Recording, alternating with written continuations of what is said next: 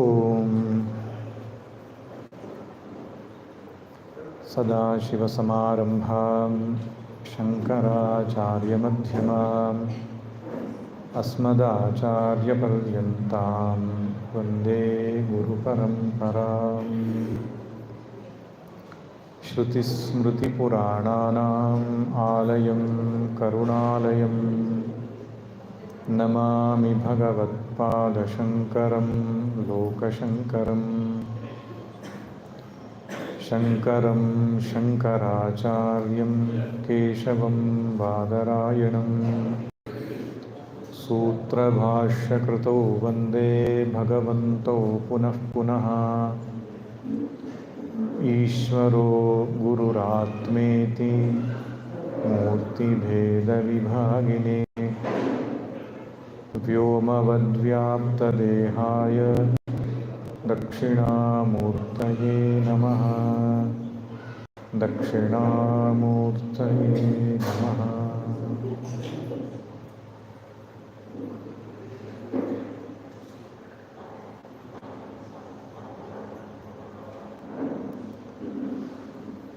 ಓಂ ಪಾರ್ಥಾಯ ಪ್ರತಿಬೋಧಿತಾಂ ಭಗವತಾ ನಾರಾಯಣೇನ ಸ್ವಯಂ ವ್ಯಾಸೇನ ಗ್ರಥಿತಾಂ ಪುರಾಣಮಯ ಮಧ್ಯೆ ಮಹಾಭಾರತಂ ಅದ್ವೈತಾಮೃತವರ್ಷಿಣೀಂ ಭಗವತೀಂ ಅಷ್ಟಾದಶಾಧ್ಯಾಯಿನೀಂ ಅಂಬ ತ್ವಾಮನುಸಂದಧಾಮಿ ಭಗವದ್ಗೀತೆ ಭವದ್ವೇಷಿಣೀ ಭಗವದ್ಗೀತೆ ಭವದ್ವೇಷಿಣೀ. ಹರಿ ಓಂ.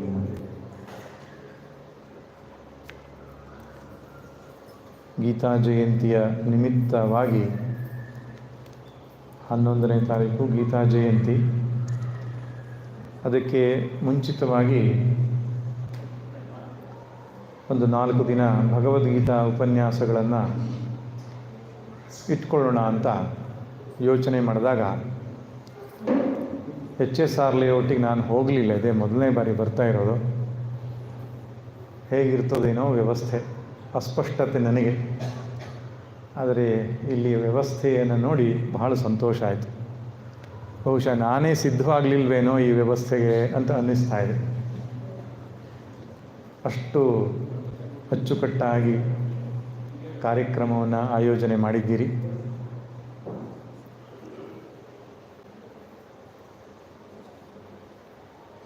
ತಮಗೆಲ್ಲ ತಿಳಿದ ಹಾಗೆ ಭಗವದ್ಗೀತೆ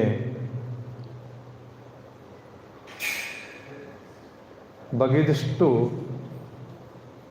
ತುಂಬಿಕೊಂಡಿರುವ ವಿಷಯಗಳ ಖನಿ ಅದು. ಬಹುಶಃ ಜಗತ್ತಿನಲ್ಲಿ ಅತಿ ಹೆಚ್ಚು ವ್ಯಾಖ್ಯಾನಗಳನ್ನು ಕಂಡಂತಹ ಗ್ರಂಥ ಇದ್ದರೆ ಅದು ಭಗವದ್ಗೀತೆಯು ಒಂದು ಅದರಲ್ಲಿ. ಈಗಲೂ ಕೂಡ ಭಗವದ್ಗೀತೆ ಮೇಲೆ ವ್ಯಾಖ್ಯಾನಗಳು ಬರ್ತಾನೆ ಇವೆ. ಆಚಾರ್ಯತ್ರಯರಲ್ಲದೆ ಹಿಂದಿನ ಅನೇಕ ಆಚಾರ್ಯರುಗಳು ಭಗವದ್ಗೀತೆ ಮೇಲೆ ವ್ಯಾಖ್ಯಾನವನ್ನು ಬರೆದರು. ಸ್ವಾತಂತ್ರ್ಯ ಹೋರಾಟ ಕಾಲದಲ್ಲಿ ಎಲ್ಲ ಮಹನೀಯರು ಕೂಡ. ಅದು ಕೇಳಿಸ್ತಾ ಇಲ್ವಾ?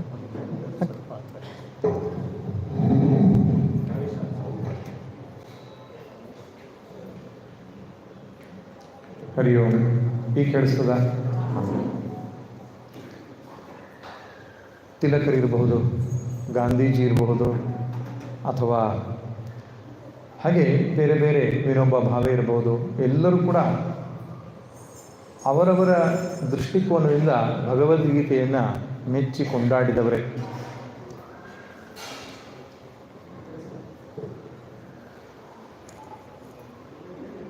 ಅದಕ್ಕೆ ಕಾರಣ ಭಗವದ್ಗೀತೆ ಆಗಿದೆ ಅಂತ.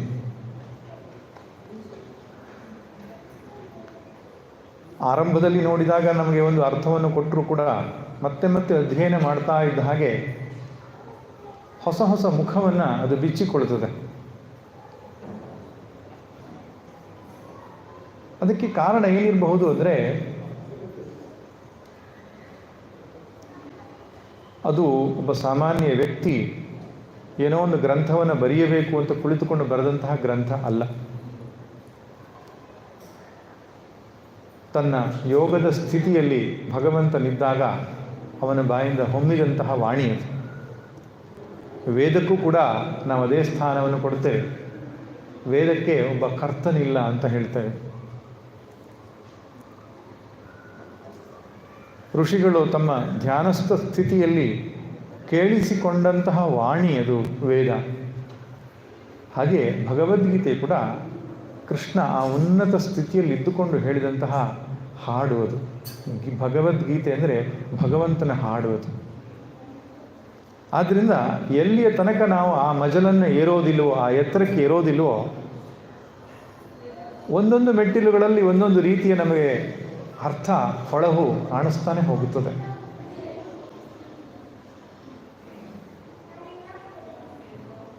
ಅಂತಹ ಒಂದು ಗ್ರಂಥ ಬಹುಶಃ ನಮ್ಮ ದೇಶದ ರಾಷ್ಟ್ರೀಯ ಗ್ರಂಥ ಅಂತ ಏನಾದರೂ ಘೋಷಣೆ ಮಾಡೋದಿದ್ರೆ ಶ್ರೀಮದ್ ಭಗವದ್ಗೀತೆಯನ್ನು ರಾಷ್ಟ್ರೀಯ ಗ್ರಂಥ ಅಂತ ಘೋಷಣೆ ಮಾಡಬೇಕು. ಅಂತಹ ಗ್ರಂಥ.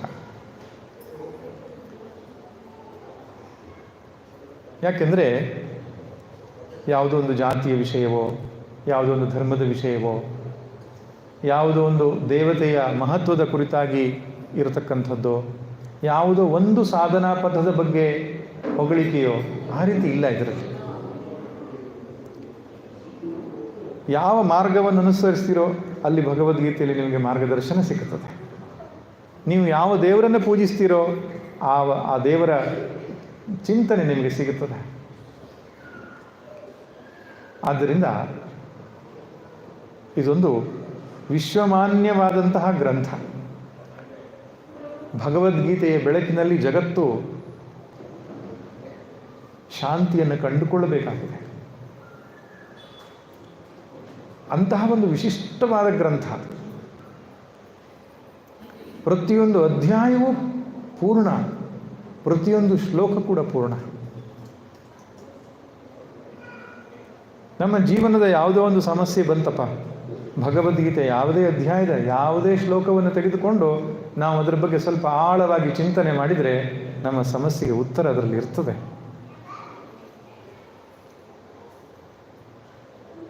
ಆದ್ದರಿಂದ ಗೀತೆಗೆ ಇನ್ನೂ ವ್ಯಾಖ್ಯಾನಗಳು ಬರ್ತಾ ಇವೆ, ಇನ್ನೂ ಚಿಂತನೆಗಳು ನಡೀತಾನೆ ಇರ್ತದೆ.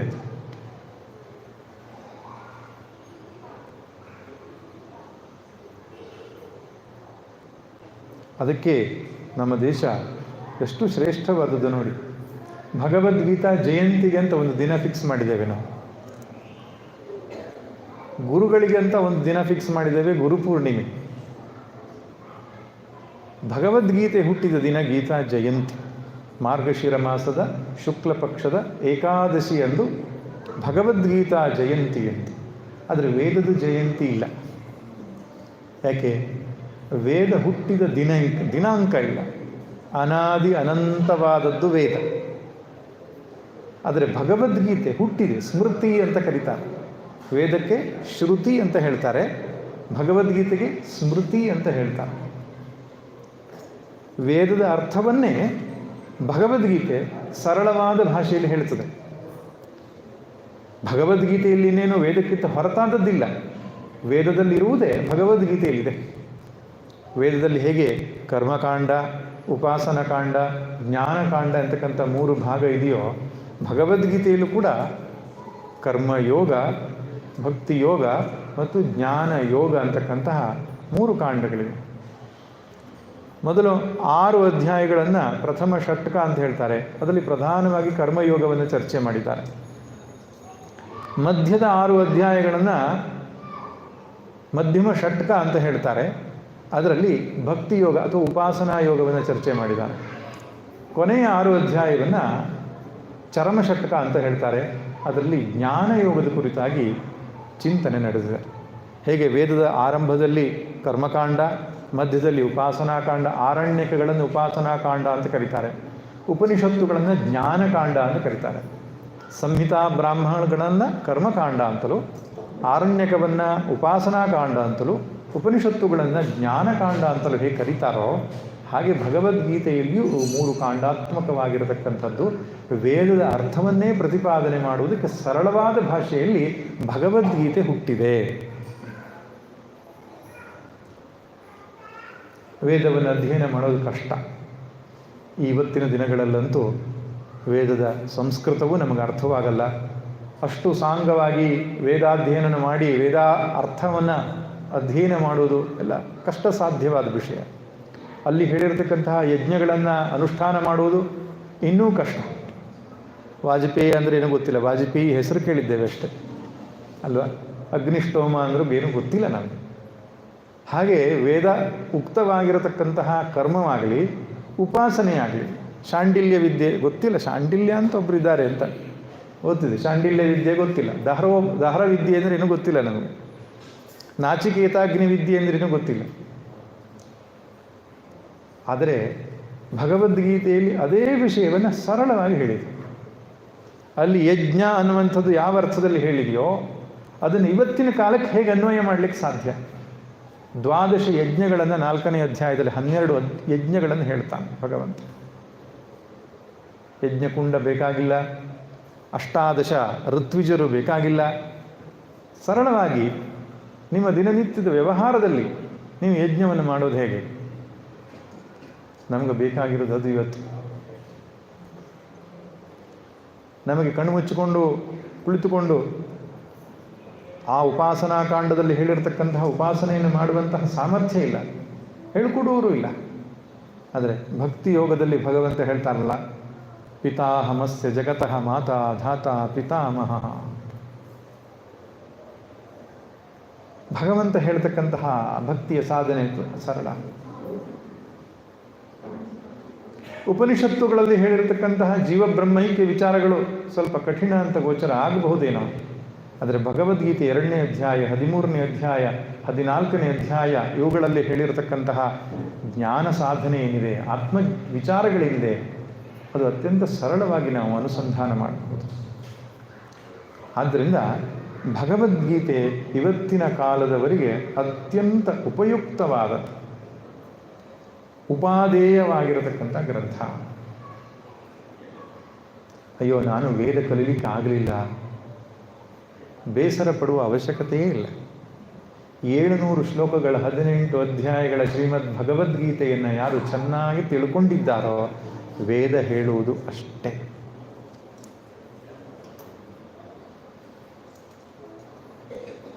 ಗೀತಾ ಸುಗೀತಾ ಕರ್ತವ್ಯ ಕಿಮನ್ಯೀ ಶಾಸ್ತ್ರ ವಿಸ್ತರೈ ಯಾ ಸ್ವಯಂ ಪದ್ಮನಾಭಸ್ಯ ಮುಖಪದ್ಮಾದ್ ವಿನಿಸೃತ.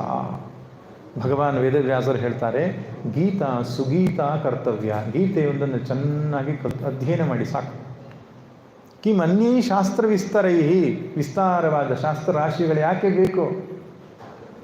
ಯಾ ಸ್ವಯಂ ಪದ್ಮನಾಭಸ್ಯ ಮುಖಪದ್ಮಾದ್ ವಿನಿಸೃತ. ಪದ್ಮನಾಭನ ಮುಖಪದ್ಮದಿಂದ ಹೊರಹೊಮ್ಮಿದ ಭಗವದ್ಗೀತೆ ಸಕಲ ವೇದದ ಸಾರ. ಸರ್ವೋಪನಿಷದೋ ಗಾವೋ ಗೋದೋಗ್ಧ ಗೋಪಾಲನಂದನ.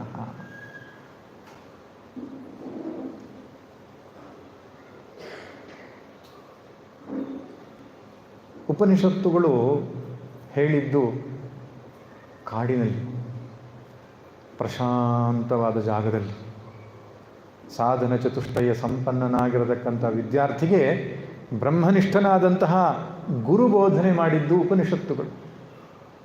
ಆದರೆ ಭಗವದ್ಗೀತೆ ಬೋಧನೆ ಮಾಡಿದ್ದು ಇಬ್ಬರು ವ್ಯಕ್ತಿಗಳು ಬೇರೆ, ಜಾಗಗಳು ಬೇರೆ. ಜಾಗ ಯುದ್ಧರಂಗ, ಬೋಧನೆ ಮಾಡಿದವನು ಗೃಹಸ್ಥ, ಕೇಳಿದವನು ಗೃಹಸ್ಥ.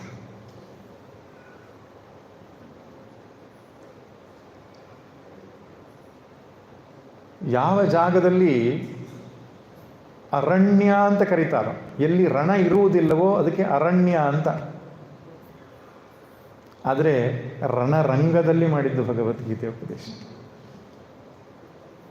ಇನ್ನೇನು ಯುದ್ಧ ಆರಂಭ ಆಗಬೇಕು, ಕಹಳೆಗಳು ಮೊಳಗಿವೆ, ಶಂಖನಾದವಾಗಿದೆ, ಭೇರಿಯನ್ನು ನುಡಿಸಿದ್ದಾರೆ, ಇನ್ನೇನು ಅಸ್ತ್ರಶಸ್ತ್ರಗಳ ಪ್ರಯೋಗ ಆಗಬೇಕು. ಅಷ್ಟೊತ್ತಿಗೆ ಅರ್ಜುನ ಹೇಳ್ತಾನೆ, ಸೇನ ಮಧ್ಯೆ ರಥಂ. ಯಾರ್ಯಾರು ಯುದ್ಧ ಮಾಡಲಿಕ್ಕೆ ಬಂದಿದ್ದಾರೆ ನೋಡಬೇಕು.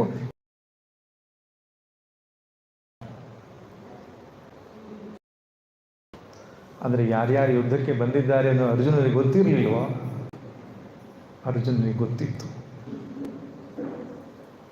ಯುದ್ಧದ ತಯಾರಿಯನ್ನು ಇವತ್ತು ನಿನ್ನೆ ಡಿಸೈಡ್ ಮಾಡಿ ಇವತ್ತು ಯುದ್ಧ ಮಾಡಿದ್ದಲ್ಲ.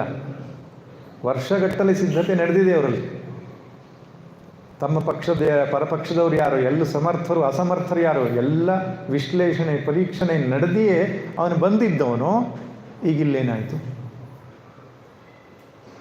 ಏನಾಯಿತು ಅವನಿಗೆ? ಏನೂ ಆಗಲಿಲ್ಲ. ಭಗವಂತ ಯೋಚನೆ ಮಾಡಿದ, ಅರ್ಜುನನ ನಿಮಿತ್ತವಾಗಿಟ್ಟುಕೊಂಡು ಜಗತ್ತಿಗೊಂದು ಉಪದೇಶ ಕೊಡೋಣ ಅಂತ.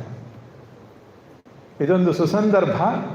ಯುದ್ಧರಂಗದ ಮಧ್ಯದಲ್ಲಿ ಯುದ್ಧವನ್ನೂ ಕೂಡ ಯೋಗ ದೃಷ್ಟಿಯಿಂದ ಮಾಡಲಿಕ್ಕೆ ಸಾಧ್ಯವಾಗುತ್ತದೆ ಅಂತ ಆದರೆ, ನಮ್ಮ ದಿನನಿತ್ಯದ ಯುದ್ಧ, ಸಂಸಾರ ಯುದ್ಧವನ್ನು ಕೂಡ ಯೋಗ ದೃಷ್ಟಿಯಿಂದ ಮಾಡಿ ಮೋಕ್ಷ ಸಾಧನೆಗೆ ಅದನ್ನು ಸಾಧನವನ್ನಾಗಿ ಮಾಡಿಕೊಳ್ಳಿಕ್ಕೆ ಸಾಧ್ಯ ಇದೆ ಅನ್ನೋದು ಮುಂದಿನ ತಲೆಮಾರಿಗೆ ಮುಟ್ಟಿಸಲಿಕ್ಕೆ ಇದೊಂದು ಅವಕಾಶ ಅಂತ ಭಗವಂತ ಯೋಚನೆ ಮಾಡಿದ. ದ್ರೋಣ ಭೀಷ್ಮರ ಮಧ್ಯೆ ಮುಂದೆ ತೆಗೆದುಕೊಂಡು ರಥ ನಿಲ್ಲಿಸಿದ. ಆದರೆ ಯುದ್ಧಕ್ಕಂತ ಬಂದ ಅರ್ಜುನನ ಮನಸ್ಸಿನಲ್ಲಿ ಮೋಹದ ಚಿಗುರೊಡೆಯಿತು. ರಾಗ, ಶೋಕ, ಮೋಹ.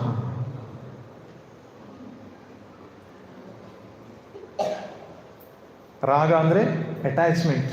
ಇವರು ನನ್ನವರು. ಸಾಯಲಿಲ್ಲ, ಸತ್ತ ನಂತರದ ಮುಂದಿನ ಜೀವನದ ಪರಿಕಲ್ಪನೆಯನ್ನು ಮನಸ್ಸಿಗೆ ತಂದುಕೊಂಡ. ಹೆಂಗಸರೆಲ್ಲ ವಿಧವೆ ಆಗಿರೋದು ಅವ್ರ ಕಣ್ಣಿಗೆ ಕಾಣಿಸ್ತು. ಅಣ್ಣ ತಮ್ಮಂದಿರು ಬಂಧು ಬಾಂಧವರಿಲ್ಲದಂತಹ ಆ ಜೀವನ ಅದು ಅರ್ಥಹೀನವಾಗಿ ಕಾಣಿಸ್ತು ಅವನಿಗೆ. ಮನಸ್ಸಿನಲ್ಲಿ ರಾಗ ಉಂಟಾಯಿತು, ರಾಗದಿಂದ ಶೋಕ ಉಂಟಾಯಿತು. ಶೋಕ ಅಂದರೆ ದುಃಖ. ಮನಸ್ಸಿಗೆ ಶೋಕದ ಆವೇಶ ಆದ ತಕ್ಷಣ ಬರುವ ಮತ್ತೊಂದು ಸಮಸ್ಯೆ ಮೋಹ. ಮೋಹ ಅಂದರೆ ಅವಿವೇಕ ಅಂತ ಅರ್ಥ. ಯಾವುದನ್ನು ಮಾಡಬೇಕು, ಯಾವುದನ್ನು ಮಾಡಬಾರ್ದು, ಯಾವುದು ಸರಿ, ಯಾವುದು ತಪ್ಪು, ಹೇಗಿರಬೇಕು, ಹೇಗಿರಬಾರ್ದು ಅನ್ನುವ ವಿವೇಚನೆ ಅನ್ನೋದು ನಷ್ಟವಾಗಿ ಹೋಗ್ತದೆ. ಅದಕ್ಕೆ ಅವಿವೇಕ ಅಂತ ಹೇಳ್ತಾರೆ. ಇನ್ನೊಂದು ಶಬ್ದ ಮೋಹ. ರಾಗದಿಂದ ಶೋಕ, ಶೋಕದಿಂದ ಮೋಹ, ಮೋಹದಿಂದ ಬಳಬಳಿಸತೊಡಗಿದ ಅರ್ಜುನ. ಸಾರಥಿಯಾಗಿ ಭಗವಂತ ಕುಳಿತುಕೊಂಡಿದ್ದಾನೆ ಎಂಬ ಅರಿವು ಅರ್ಜುನನಿಗಿದ್ದರೂ ಕೂಡ 1ನೇ ಅಧ್ಯಾಯ ಪೂರ್ತಿ ಅರ್ಜುನ ಭಗವಂತನಿಗೆ ಉಪದೇಶವನ್ನು ಕೊಟ್ಟ. ಸ್ವಧರ್ಮ ಅಂದ್ರೆ ಏನು, ಕುಲಧರ್ಮ ಅಂದ್ರೆ ಏನು, ವರ್ಣಧರ್ಮ ಅಂತ ಹೇಳಿದ್ರೆ ಏನು, ಜಾತಿ ಧರ್ಮ ಅಂದ್ರೆ ಏನು, ನರಕ ಅಂದ್ರೇನು, ಸ್ವರ್ಗ ಅಂದ್ರೇನು, ಈ ಎಲ್ಲ ಧರ್ಮದ ವಿವೇಚನೆಯನ್ನು ಅರ್ಜುನ ಕೃಷ್ಣನಿಗಿಂತ ಚೆನ್ನಾಗಿ ಮಾಡಿದ್ದನೋ ಎನ್ನುವ ಹಾಗೆ ಭಗವಂತನಿಗೆ ಉಪದೇಶವನ್ನು ಕೊಟ್ಟ. ಇದು ಯಾಕೆ ಕೊಟ್ಟ ಅಂತ ಕೇಳಿದರೆ, ಅವನಿಗೆ ಮೋಹ ಕವಿದಿತ್ತು, ಅವಿವೇಕ ಉಂಟಾಗಿತ್ತು. ಯಾವುದು ಸರಿ, ಯಾವುದು ತಪ್ಪು ಎನ್ನುವ ವಿವೇಚನೆ ಹೊರಟು ಹೋಗಿಬಿಟ್ಟಿತ್ತು. ಶೋಕ ಆವಿಷ್ಟವಾದರೆ ಹಾಗೆ, ಶೋಕ ಆವೇಶವಾದರೆ ಹಾಗೆ ಕವಿದು ವಿವೇಕವನ್ನು ನಷ್ಟ ಮಾಡಿಬಿಡ್ತದೆ. ಕೃಷ್ಣನಿಗೂ ಅದೇ ಬೇಕಿತ್ತು. ಯಾವುದು? ಅವನ ಮಾತುಗಳು. ಸುಮ್ಮನೆ ಇದ್ದ ಕೃಷ್ಣ, ಒಂದು ಮಾತನಾಡಲಿಲ್ಲ. ಇಡೀ 1ನೇ ಅಧ್ಯಾಯ ಕೃಷ್ಣನ ಉಪದೇಶ ಏನು ಸಿಗೋದಿಲ್ಲ ಅಲ್ಲಿ. ಕೆಲವರು ಯೋಚನೆ ಮಾಡೋದುಂಟು, ಭಗವದ್ಗೀತೆಯಲ್ಲಿ ಎಷ್ಟು ಯೋಗ ಇದೆ ಅಂತ. 18 ಯೋಗ. 1ನೇ ಯೋಗ ಅರ್ಜುನ ವಿಷಾದ ಯೋಗ ಅಂತ. ಆ್ಯಕ್ಚುಲಿ ಯೋಗ ಎನ್ನುವ ಶಬ್ದ ಭಗವದ್ಗೀತೆಯಲ್ಲಿ ಚಾಪ್ಟರ್ ಎಂಬ ಅರ್ಥದಲ್ಲಿ 18 ಚಾಪ್ಟರ್ಸ್ ಆದರೆ ಪ್ರತಿಯೊಂದು ಚಾಪ್ಟರನ್ನು, ಅಧ್ಯಾಯವನ್ನು ಯೋಗ ಎಂಬ ಹೆಸರಿಂದ ಕರೆದಿದೆ. ಕಠೋಪನಿಷತ್ತಿಗೆ ಹೋದರೆ ಅದನ್ನು ವಲ್ಲಿ ಅಂತ ಕರೀತಾರೆ. ಹಾಗೆ ನೀವು ಮೀಮಾಂಸಾ ಗ್ರಂಥಕ್ಕೆ ಹೋದರೆ ಆಹ್ನಿಕ ಅಂತ ಕರೀತಾರೆ. ಹಾಗೆ ಇಲ್ಲಿ ಯೋಗ ಎಂಬ ಶಬ್ದ ಜೀವ ಬ್ರಹ್ಮೈಕ್ಯಕ್ಕೆ ಸಂಬಂಧಪಟ್ಟಂತಹ ಅಥವಾ ಜೀವ ಪರಮಾತ್ಮ ಏಕತೆಗೆ ಸಂಬಂಧಪಟ್ಟಂತಹ ಯೋಗ ಅಲ್ಲ. ಇಲ್ಲಿ ಅಧ್ಯಾಯ ಅಂತ ಅರ್ಥ. ಅರ್ಜುನ ವಿಷಾದ ಅನ್ನೋದು ಯೋಗ ಅಲ್ಲ, ಅದು ಅಧ್ಯಾಯ, ಮತ್ತು ಪ್ರಥಮ ಅಧ್ಯಾಯ ಅಂತ ಅರ್ಥ. ಪ್ರಥಮ ಅಧ್ಯಾಯ ಅನ್ನುವಂಥದ್ದು ಪೀಠಿಕೆ. ಅಧಿಕಾರಿ, ವಿಷಯ, ಸಂಬಂಧ, ಪ್ರಯೋಜನ ಎನ್ನುವ ಅನುಬಂಧವನ್ನು ಭಗವದ್ಗೀತೆಗೆ ತಿಳಿಸುವುದಕ್ಕಾಗಿರತಕ್ಕಂಥ ಅಧ್ಯಾಯ 1ನೇ. ಅನುಬಂಧ ಚತುಷ್ಟಯ. ಭಗವದ್ಗೀತೆಗೆ ಯಾರು ಅಧಿಕಾರಿ ಅನ್ನೋದನ್ನು ಹೇಳುತ್ತದಷ್ಟೇ. ವಿಷಾದವೂ ಒಂದು ಯೋಗ ಅಂತ ಸಮರ್ಥನೆ ಮಾಡಿಕೊಂಡು ವ್ಯಾಖ್ಯಾನ ಬರೆಯುವುದರಲ್ಲಿ ಅರ್ಥ ಇಲ್ಲ. ಶಂಕರ ಭಗವತ್ವಾದರೂ 1ನೇ ಅಧ್ಯಾಯಕ್ಕೆ ಭಾಷ್ಯವನ್ನೇ ಬರೆದಿಲ್ಲ. 2ನೇ ಅಧ್ಯಾಯದ 11ನೇ ಶ್ಲೋಕದಿಂದ ಆರಂಭ ಮಾಡುತ್ತಾರೆ. ಯಾಕೆ? ಉಪದೇಶ ಶುರುವಾಗೋದೇ ಅಲ್ಲಿಂದ. ಹಾಗಾದರೆ 1ನೇ ಅಧ್ಯಾಯ ಯಾಕೆ ಬೇಕು ಅಂದರೆ, ಯಾರು ಗೀತೆಗೆ ಅಧಿಕಾರಿಗಳು ಅನ್ನೋದನ್ನು ಹೇಳುತ್ತೆ ಅದು. ಯಾರಿಗೆ ಈ ರಾಗ ಶೋಕ ಮೋಹ ಇದೆಯೋ ಅವರೇ ಭಗವದ್ಗೀತೆಗೆ ಅಧಿಕಾರಿಗಳು.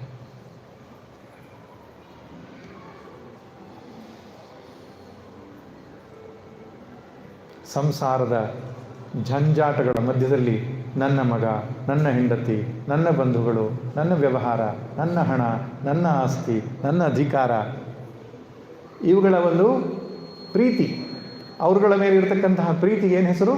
ರಾಗ ಅಂತ ಹೇಳ್ತಾರೆ. ಸಂಸ್ಕೃತ ರಂಜ್ ಧಾತುವಿಗೆ ಅಟ್ಯಾಚ್ಮೆಂಟ್ ಅಂತಲೇ ಅರ್ಥ. ಆ ರಾಗ ಎನ್ನುವ ರೋಗದಿಂದಲೇ ದುಃಖ ಉಂಟಾಗ್ತದೆ ನಮಗೆ. ದುಃಖಕ್ಕೆ ಮುಖ್ಯವಾದ ಕಾರಣ ಯಾವುದನ್ನು ನಿಜವಾಗಿ ಪ್ರೀತಿಸಬೇಕಿತ್ತೋ ಅದನ್ನು ಪ್ರೀತಿಸದೆ, ಪ್ರೀತಿಸಲಿಕ್ಕೆ ಯೋಗ್ಯವಲ್ಲದ ಬಗ್ಗೆ ಅತಿ ಹೆಚ್ಚು ಪ್ರೀತಿಯನ್ನು ತೋರಿಸಿದ್ದೇ ಕಾರಣ. ಅದರಿಂದ ದುಃಖದಿಂದ ವಿವೇಕನಾಶ. ಇಂತಹ ಸಮಸ್ಯೆಗಳನ್ನು ಯಾರ್ಯಾರು ಎದುರಿಸ್ತಾ ಇದ್ದಾರೋ ಅವರಿಗೆ ಹೆಸರು ಸಂಸಾರಿಗಳು ಅಂತ ಅರ್ಥ. ಸಂಸಾರಿಗಳು ಅಂದ್ರೆ ಅರ್ಥ ಮದುವೆಯಾದವರು ಅಂತಲ್ಲ, ಮಕ್ಕಳಿದ್ದವರು ಅಂತಲ್ಲ, ಬ್ಯಾಂಕ್ ಬ್ಯಾಲೆನ್ಸ್ ಇದ್ದವರು ಅಂತಲ್ಲ. ಯಾರಿಗೆ ರಾಗ ಶೋಕ ಮೋಹಗಳಿದೆಯೋ ಅವನು ಸಂಸಾರಿ. ಯಾವನು ಇದರಿಂದ ಮುಕ್ತನಾಗಿದ್ದಾನೋ ಅವನು ಸನ್ಯಾಸಿ ಅಥವಾ ಜ್ಞಾನಿ ಅಷ್ಟೇ.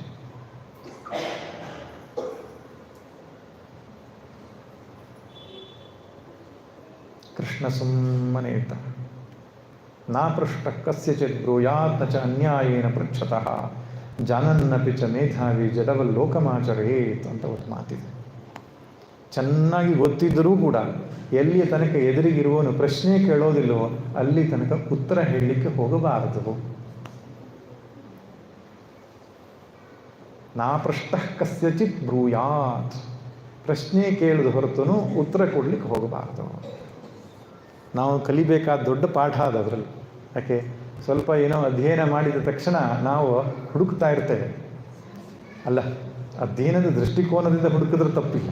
ನನ್ನ ಜೊತೆಗೆ ಮತ್ತೊಬ್ಬರಿದ್ದರೆ ಸ್ಟಡೀಸ್ ಆಗುತ್ತೆ, ಚರ್ಚೆ ಆಗುತ್ತೆ ಅಂತ ಹೇಳ್ಕೊಂಡು ಹುಡುಕಿದ್ರೆ ತಪ್ಪಿಲ್ಲ. ನಾನು ಇನ್ಫಾರ್ಮೇಷನನ್ನು ಇವಾಗ ಕೊಡಲಿಕ್ಕೆ ನಾನು ಸಿದ್ಧನಾಗಿದ್ದೇನೆ ಅಂತ ಹೇಳ್ಕೊಂಡು ನಾವು ಕೊಡ್ತೇವಲ್ಲ, ಅದನ್ನು ಮಾಡಬಾರ್ದು ಅಂತ ಕೃಷ್ಣ ತೋರಿಸ್ತಾ ಇದ್ದಾನೆ. ಯಾಕೆ? ಎಲ್ಲಿ ತನಕ ಅವನಿಗೆ ಆ ಜಿಜ್ಞಾಸೆ ಹಪಹಪಿ ಅಂತ ಹೇಳ್ತಾರಲ್ಲ, ಒಳಗಡೆಯಿಂದ ಬೇಕು ಅನ್ನುವಂತಹ ಬಯಕೆ ಬರೋದಿಲ್ವೋ ಅಲ್ಲಿ ತನಕ ಕೊಟ್ಟರೂ ಪ್ರಯೋಜನಕ್ಕೆ ಬರೋದಿಲ್ಲ ಅಂತ. ಭಗವದ್ಗೀತೆ ಮಕ್ಕಳಿಗೆ ನಾವು ಶ್ಲೋಕ ಹೇಳ್ಕೊಡೋದು ಸರಿ, ನೀವು ಅರ್ಥ ಹೇಳ್ಕೊಡ್ಲಿಕ್ಕೆ ಹೋದರೆ ಕಷ್ಟ ಆಗ್ತದೆ. ಯಾವಾಗ ಅರ್ಥ ಹೇಳಬೇಕು? ಮದುವೆ ಆಗಿ ಸಂಸಾರ ಶುರು ಮಾಡಿ ಪೆಟ್ಟುಗಳು ಬೀಳಲಿಕ್ಕೆ ಶುರುವಾದಾಗ ಗೊತ್ತಾಗ್ತದೆ ಅವನಿಗೆ ಭಗವದ್ಗೀತೆ ತುಂಬ ಯೂಸ್ಫುಲ್ ಆಗಿದೆ ಅಂತ. ಅಂದರೆ ಸಂಸಾರ ಮಧ್ಯದಲ್ಲೂ ಸಮತ್ವ ಬುದ್ಧಿಯನ್ನು ಇಟ್ಟುಕೊಳ್ಳೋದು ಹೇಗೆ, ಅವಾಗ ಅದು ನಿಜವಾಗಿ ಅರ್ಥ ಆಗ್ತದೆ. ಅಲ್ಲಿಯ ತನಕ ಅರ್ಥವಾಗಲ್ಲ. ಹಾಗೆಯೇ ಕೃಷ್ಣ ಹೇಳ್ತಾನೆ, ಉಪದೇಶ ಕೊಡಬಾರ್ದು ಇವನಿಗೆ, ಕೇಳುವ ಸ್ಥಿತಿಯಲ್ಲಿ ಇಲ್ಲ ಅವನಿವಾಗ, ಬರೀ ಹೇಳ್ತಾ ಇದ್ದಾನೆ, ನನಗೆ ಉಪದೇಶ ಕೊಡ್ತಾ ಇದ್ದಾನೆ. ಕೊನೆಗೆ 2ನೇ ಅಧ್ಯಾಯದಲ್ಲಿ ಅರ್ಜುನ ಹೇಳ್ತಾನೆ, ಕಾರ್ಪಣ್ಯ ದೋಷೋಪಹತ ಸ್ವಭಾವ ಪೃಚ್ಛಾಮಿ ತ್ವಾಂ ಧರ್ಮ ಸಮ್ಮೂಢಚೇತಾ ಯಶ್ರೇಯಸ್ಯಾಂ ನಿಶ್ಚಿತಂ ಬ್ರೂಹಿ ತನ್ಮೇ ಶಿಷ್ಯಸ್ತೇಹಂ ಶಾಧಿ ಮಾಂ ತ್ವಾಂ ಪ್ರಪನ್ನಂ. ನಾನು ನಿನ್ನ ಶಿಷ್ಯನಾಗಿದ್ದೇನೆ, ನನಗೆ ಶಾಧಿ ಮಾಡು ಅಂತ ಹೇಳ್ತಾನೆ. ಶಾಧಿ ಮಾಡು ಅಂದ್ರೇನು? ಸಂಸ್ಕೃತದಲ್ಲಿ ಶಾಧಿ ಅಂದರೆ ಉಪದೇಶ ಅಂತ ಅರ್ಥ. ಹಿಂದಿ ಶಾದಿ ಅಲ್ಲ ಇದು. ಯಾಕಂದರೆ ಅರ್ಜುನಿಗೆ ಆಲ್ರೆಡಿ ತುಂಬ ಆಗಿದೆ, ಅವನಿಗೆ ಗೊತ್ತಿದೆ ಏನು ಅಂತ ಅರ್ಥ. ಆದ್ದರಿಂದ ಉಪದೇಶ ಮಾಡು ಅಂತ ಕೇಳ್ಕೊಳ್ತಾನೆ. ನಾನು ನಿನಗೆ ಶರಣಾಗಿದ್ದೇನೆ ಅಂತ ಹೇಳ್ತಾನೆ.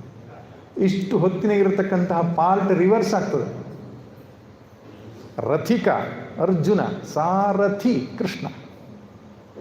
ಈಗ ಶಿಷ್ಯ ಅರ್ಜುನ, ಗುರು ಕೃಷ್ಣ. ಗುರು ಆಗುವುದು, ಗುರುವಿಗೆ ಸ್ಥಾನ ಬರೋದು ಯಾವಾಗ? ಶಿಷ್ಯ ಒಪ್ಪಿಕೊಳ್ಬೇಕು, ನೀನು ಗುರು, ನಾನು ಶಿಷ್ಯ ಅಂತ. ನೀನು ನನ್ನ ಗುರು, ನೀನು ನನಗೆ ಉಪದೇಶ ಮಾಡು, ನಾನು ನಿನಗೆ ಶರಣಾಗಿದ್ದೇನೆ ಅಂತ ಎಲ್ಲಿಯ ತನಕ ಶಿಷ್ಯನ ಮನಸ್ಸಲ್ಲಿ ಆ ಭಾವ ಬರೋದಿಲ್ವೋ ಅಲ್ಲಿ ತನಕ ಗುರು ಅನ್ನೋ ಸರ್ಟಿಫಿಕೇಟ್ ಸಿಗಲ್ಲ.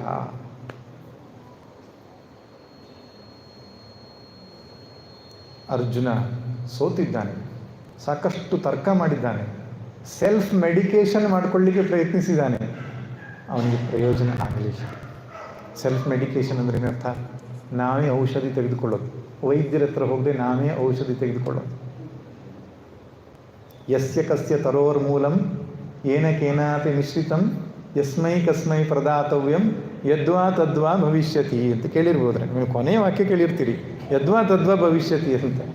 ಅದು ಪೂರ್ತಿ ಶ್ಲೋಕ ಏನು ಅಂದರೆ, ಯಸ್ಯ ಕಸ್ಯ ತರೋರ್ಮೂಲಂ, ಯಾವ್ಯಾವುದೋ ಗಿಡದ ಎಲೆಗಳನ್ನು, ಬೇರುಗಳನ್ನು, ತೊಗಟೆಗಳನ್ನು ಸೇರಿಸ್ಕೊಳ್ಳೋದು. ಯಸ್ಯ ಕಸ್ಯ ತರೋರ್ ಮೂಲಂ, ಮೂಲ ಅಂದರೆ ಬೇರು ಅಂತ ಅರ್ಥ. ಯಾವುದೋ ಗಿಡದ ಬೇರುಗಳನ್ನು ಸೇರಿಸೋದು, ಎಷ್ಟೆಷ್ಟೋ ಪ್ರಮಾಣದಲ್ಲಿ ಸೇರಿಸೋದು. ಏನಕ್ಕೇನಾಪಿ ಮಿಶ್ರಿತಂ ಅಂದರೆ ಬೇಕಾದಷ್ಟು ಎಷ್ಟು ಬೇಕೋ ಅಷ್ಟು ಮನಸ್ಸಿಗೆ ಬಂದಷ್ಟು ಸೇರಿಸ್ಕೊಂಡು ಮಿಶ್ರಣ ಮಾಡ್ಕೊಳ್ಳೋದು. ಆಮೇಲೆ ಯಸ್ಮೈ ಕಸ್ಮೈ ಪ್ರದಾತವ್ಯಂ, ಯಾರಿಗೆ ಬೇಕಾದರೂ ಕೊಡೋದು ಅಂತ. ಬರ್ರಿ ನಾನು ಔಷಧಿ ಕೊಡ್ತೇನೆ ಅಂತ ಕೊಡೋದು. ಏನಾಗ್ತದೆ? ಯದ್ವಾ ತದ್ವಾ ಭವಿಷ್ಯತಿ ಅಂತ, ಬೇಕಾಬಿಟ್ಟಿ ಆಗ್ತದೆ ಅಂತ ಅರ್ಥ. ಹಾಗೆ ಸೆಲ್ಫ್ ಮೆಡಿಕೇಷನ್ ಮಾಡಲಿಕ್ಕೆ ಹೊರಟ್ರೆ ಸ್ವಲ್ಪ ಕಷ್ಟ. ಅದಕ್ಕೆ ಗುರುಶಾಸ್ತ್ರ ಉಪದೇಶಕ್ಕೆ ಮೊರೆ ಹೋಗಬೇಕು. ಉಪನಿಷತ್ತು ಭಗವದ್ಗೀತೆಗಳನ್ನು ಯಾಕೆ ಕೇಳಬೇಕು ಅಂತ ಹೇಳಿದರೆ, ಅಲ್ಲಿ ಅನುಭವದ ವಾಣಿ ಇದೆ. ಅಲ್ಲಿ ಏನು ಟೈಮ್ ಟೆಸ್ಟೆಡ್, ಅನೇಕ ಶತಶತಮಾನಗಳಿಂದ ಇಂತಹ ಸಮಸ್ಯೆಗಳಿಗೆ ಪರಿಹಾರ ಏನು ಎನ್ನುವ ಖಚಿತವಾದಂತಹ ನಿರ್ಧಾರ, ನಿಲುವುಗಳಿದೆ. ಹೊಸದಾಗಿ ಪ್ರಾಕ್ಟೀಸ್ ಮಾಡ್ತಿರೋ ಡಾಕ್ಟರ್ ಹಾಗೆ ಅಲ್ಲ. ಅದು ಎಷ್ಟು 5,000 ವರ್ಷಗಳ ಹಿಂದೆ ಭಗವದ್ಗೀತೆಯ ಜನನ ಅಂತ ಹೇಳ್ತಾರೆ, ಗೊತ್ತಿಲ್ಲ. ಇತಿಹಾಸಜ್ಞರ ಒಂದು ಸಂಶೋಧನೆ, ಕ್ರಿಸ್ತಪೂರ್ವ 5,000 ವರ್ಷ ಹಿಂದೆ ಅಂತ. ಸರಿ, ಇದ್ದುಕೊಂಡು ಹೋಗಲಿ. ಆದರೆ ಗೀತೆಯ ಉಪದೇಶ ಬಂದದ್ದೆಲ್ಲಿಂದ? ನಾನು ಸೂರ್ಯನಿಗೆ ಮೊದಲು ಬೋಧಿಸಿದ್ದೆ ಅಂತ ಕೃಷ್ಣ ಹೇಳ್ತಾನೆ. ಅಂದರೆ ವೇದವೇ ಗೀತೆಗೆ ಆಧಾರ. ವೇದದ ಹಿನ್ನೆಲೆ ಏನು? ಅನಾದಿ ಕಾಲದಿಂದ ಹರಿದುಕೊಂಡು ಬಂದಿರೋ ವಿಜ್ಞಾನ. ಕೃಷ್ಣನಿಗೆ ಮೊರೆ ಹೋಗ್ತಾನೆ ಅರ್ಜುನ, ನನ್ನನ್ನು ಕಾಪಾಡು, ನನ್ನ ಸಂಶಯವನ್ನು ದೂರ ಮಾಡು ಎಂಬುದಾಗಿ ಕೇಳ್ಕೊಳ್ತಾನೆ. ಆಗ ಕೃಷ್ಣ ಕೊಟ್ಟ ಉಪದೇಶ, ಅಶೋಚ್ಯಾನನ್ವಶೋಚಸ್ತುಂ ಪ್ರಜ್ಞಾವಾದಾಶ್ಚ ಭಾಷಸೆ ಗತಾಸು ನ ಗತಾಸೂಶ್ಚ ನಾನುಶೋಚಂತಿ ಪಂಡಿತಾಃ. ಅಶೋಚ್ಯ ಅನ್ವಶೋಚಸ್ತುಂ, ಯಾರಿಗೆ ಅಳಬಾರದವರಿಗಾಗಿ ಅಳುತ್ತಿದ್ದೀಯಾ. ಪ್ರಜ್ಞಾವಾದಾಶ್ಚ ಭಾಷಸೆ, ತಿಳಿದವನಂತೆ ಮಾತನಾಡುತ್ತಿದ್ದೀಯಾ. ಅಳಬಾರದವರಿಗಾಗಿ ಅಳುತ್ತಿದ್ದೀಯಾ, ತಿಳಿದವನಂತೆ ಮಾತನಾಡುತ್ತಿದ್ದೀಯಾ. ಹೇ ಅರ್ಜುನ, ತಿಳಿದವರು ಉಳಿದವರಿಗಾಗಲಿ ಅಳಿದವರಿಗಾಗಲಿ ಅಳುವುದಿಲ್ಲ. ತಿಳಿದವರು ಅಳುವುದಿಲ್ಲ.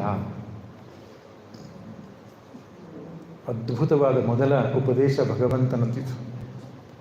ಒಬ್ಬನಿಗೆ ಅಳು ಇದೆ ಅಂದರೆ, ಒಬ್ಬನು ದುಃಖಿತಸ್ಥನಾಗಿದ್ದಾನೆ ಅಂದರೆ ಅದಕ್ಕೆ ಹೇತು, ಅದಕ್ಕೆ ಕಾರಣ ಯಾವುದು ಅಂದರೆ ತಿಳಿವಳಿಕೆಯ ಕೊರತೆ ಅಂತ ಹೇಳ್ತಾನೆ. ಏನು ಜೀವನದರ್ಥ, ಏನು ಪ್ರಪಂಚಾರ್ಥ, ಏನು ಜೀವ ಪ್ರಪಂಚಗಳ ಸಂಬಂಧ, ಇದರ ಸ್ಪಷ್ಟವಾದಂತಹ ಅರಿವು ಇಲ್ಲದಿದ್ದಾಗ ದುಃಖ ಉಂಟಾಗ್ತದೆ. ದುಃಖ ನಿವೃತ್ತಿಗೆ ಮಾರ್ಗ ಯಾವುದು? ಸರಿಯಾದ ತಿಳಿವಳಿಕೆ ಅಷ್ಟೆ, ಸರಿಯಾದ ಅರಿವು ಅಷ್ಟೆ. ಆರಂಭದಲ್ಲಿ ಅನಿಸ್ತದೆ ನಮಗೆ ಪರಿಹಾರ ತಿಳಿವಳಿಕೆ ಮಾತ್ರ ಸಾಧ್ಯ ಇಲ್ಲ, ಅದಕ್ಕೆ ಬೇರೆ ಬೇರೆ ಮಾರ್ಗಗಳೆಲ್ಲ ಇದೆ, ಅದನ್ನು ಅನುಸರಿಸಬೇಕು ಅಂತ ಆರಂಭದಲ್ಲಿ ಅನಿಸ್ಬೋದು ಹಾಗೆ. ಆದರೆ ವಿಚಾರ ಮಾಡ್ತಾ ಮಾಡ್ತಾ ಗೊತ್ತಾಗುತ್ತೆ, only one problem is there. ನಮಗೆ ಓನ್ಲಿ ಒನ್ ಪ್ರಾಬ್ಲಮ್. ಏನು? ಅಜ್ಞಾನ, ಆತ್ಮನ ಅಜ್ಞಾನ. ಅದು ಒಂದೇ ಪ್ರಾಬ್ಲಮ್, ಮತ್ತೆಲ್ಲ ಪ್ರಾಬ್ಲಮ್ ಅಲ್ಲ. ನಿಜವಾಗಿ ರಮಣ ಮಹರ್ಷಿಗಳ ಹತ್ರ ಯಾರಾದರೂ ಹೋದರೆ, ಏನೇ ಸಮಸ್ಯೆ ತೆಗೆದುಕೊಂಡು ಹೋದರೂ ಕೂಡ ಅವರು ಹೇಳ್ತಾ ಇದ್ರು, ಯಾರಿಗಿದೆ ಸಮಸ್ಯೆ? ನನಗಿದೆ. ಯಾರವನು? ವಿಚಾರ ಮಾಡು. ಅಲ್ಲಿ ಸಮಸ್ಯೆ ಹೊರಟು ಹೋಗ್ತದೆ. ಯಾಕೆ? ನಾನು ಯಾರೆಂಬುದೇ ನಿಶ್ಚಯವಾಗದಿದ್ದಾಗ ಕಲ್ಪಿತವಾದ ನಾನುವಿನ ಮೇಲೆ ಕಟ್ಟಿದ ಸೌಧವೂ ಕೂಡ ಕಲ್ಪನೆ ಮಾತ್ರವೇ ಹೊರತು ವಾಸ್ತವವಲ್ಲ. ಅರ್ಜುನ, ಇವರು ನನ್ನವರು, ಇವರು ಸತ್ತರೆ ನನಗೆ ಭವಿಷ್ಯ ಏನು ಎಂಬುದಾಗಿ ಯೋಚನೆ ಮಾಡ್ತಾ ಇದೆಯಲ್ಲ, ನೀನು ಯಾರು ಎಂಬುದು ನಿನಗೆ ತಿಳಿದಿದೆಯಾ? ಮೊದಲು ತಿಳಿದವರು ಅಳುವುದಿಲ್ಲ. ಇದು ಭಗವದ್ಗೀತೆ ಕೊಟ್ಟಂತಹ ಸಂದೇಶ. ನಮಗೆ ಅಳುವಿದೆ, ನಮಗೆ ಬೇಸರ ಇದೆ, ಒಂದೇ ಒಂದು ಕಾರಣದಿಂದ ಇದೆ, ನಮಗೆ ಸರಿಯಾದ ಅರಿವು ಇಲ್ಲ ಅಷ್ಟೆ.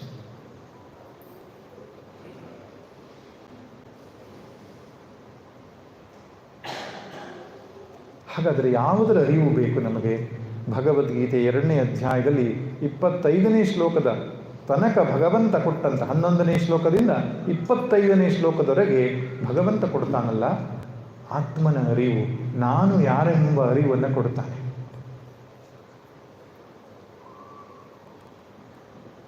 ಉಪನಿಷತ್ತುಗಳಲ್ಲಿ ನೋಡಿ ಅಥವಾ ಭಗವದ್ಗೀತೆಯಲ್ಲಿ ಎಲ್ಲಿ ಹೋದ್ರು ನೋಡಿದ್ರು ಆರಂಭದಲ್ಲಿ ಉತ್ಕೃಷ್ಟವಾದ ಉಪದೇಶವನ್ನು ಕೊಟ್ಟು ಬಿಡ್ತಾನೆ.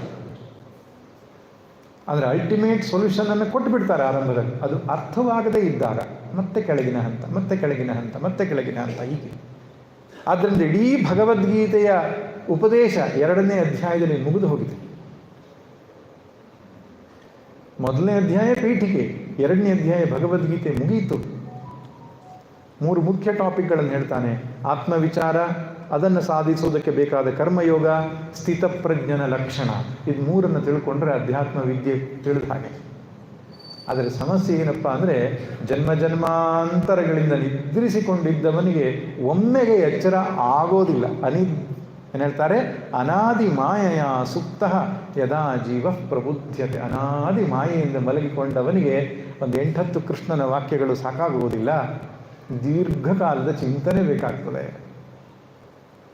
ಅದಕ್ಕೆ ಮುಂದಿನ ಅಧ್ಯಾಯಗಳು, ಅದು ಮುಂದಿನ ಅಧ್ಯಾಯಗಳೆಲ್ಲ 2ನೇ ಅಧ್ಯಾಯಕ್ಕೆ ಬರೆದ ಭಾಷ್ಯದ ಹಾಗೆ. ಹಾಗಾದರೆ ಕೃಷ್ಣನು ಹೇಳಿದಂತಹ ಆತ್ಮಜ್ಞಾನ, ಆತ್ಮವಿಚಾರ ಅರ್ಜುನಿಗೆ ಯಾಕೆ ಪಥ್ಯ ಆಗಲಿಲ್ಲ? ಅಥವಾ ನಮಗೂ ಯಾಕೆ ಪಥ್ಯ ಆಗೋದಿಲ್ಲ? ಕಾರಣ ಇಷ್ಟೇ, ಚಿತ್ತಶುದ್ಧಿಯ ಕೊರತೆ. DVಜಿಯವರು ಹೇಳ್ತಾರೆ, ತತ್ವ ಸಾಕ್ಷಾತ್ಕಾರ ಚಿತ್ತಶುದ್ಧಿ ನಹುದು, ಚಿತ್ತಶೋಧನೆ ಮತಿ ಚಮತ್ಕಾರವಲ್ಲ. ಬಿತ್ತರದ ಲೋಕ ಪರಿಪಾಕದಿಂ ಸತ್ಕರ್ಮ ಶಕ್ತಿಯಿಂ ಶುದ್ಧತೆಯು ಮಂಕುತಿಮ್ಮ. ತತ್ವ ಸಾಕ್ಷಾತ್ಕಾರ ಚಿತ್ತಶುದ್ಧಿ ನಹುದು. ಮನಸ್ಸು ಸ್ವಲ್ಪ ಪ್ರಶಾಂತ ಆಗಬೇಕು. ಮನಸ್ಸು ವಿವೇಕವನ್ನು ಮಾಡಿ ಪ್ರಪಂಚದಲ್ಲಿ ಸುಖವಿಲ್ಲ, ಪರಮಾತ್ಮನಲ್ಲಿ ಸುಖವಿದೆ ಎಂಬಂತಹ ಒಂದು ಭಾವವನ್ನು ಪಡೀಬೇಕು. ವೈರಾಗ್ಯ, ಪ್ರಪಂಚದ ವಿಷಯಗಳಲ್ಲಿ ವೈರಾಗ್ಯವನ್ನು ಪಡೀಬೇಕು. ಇಂದ್ರಿಯ ನಿಗ್ರಹ, ಮನೋನಿಗ್ರಹ ಮುಂತಾದ ಗುಣಗಳನ್ನು ಹೊಂದದವನಿಗೆ ಜ್ಞಾನ ಪಚನ ಆಗುವುದಿಲ್ಲ. ಅದಕ್ಕೆ ಆ ಮನಸ್ಸನ್ನು ತಯಾರಿ ಮಾಡಬೇಕು, ಮನಸ್ಸನ್ನು ಸಿದ್ಧಪಡಿಸಿಕೊಳ್ಬೇಕು.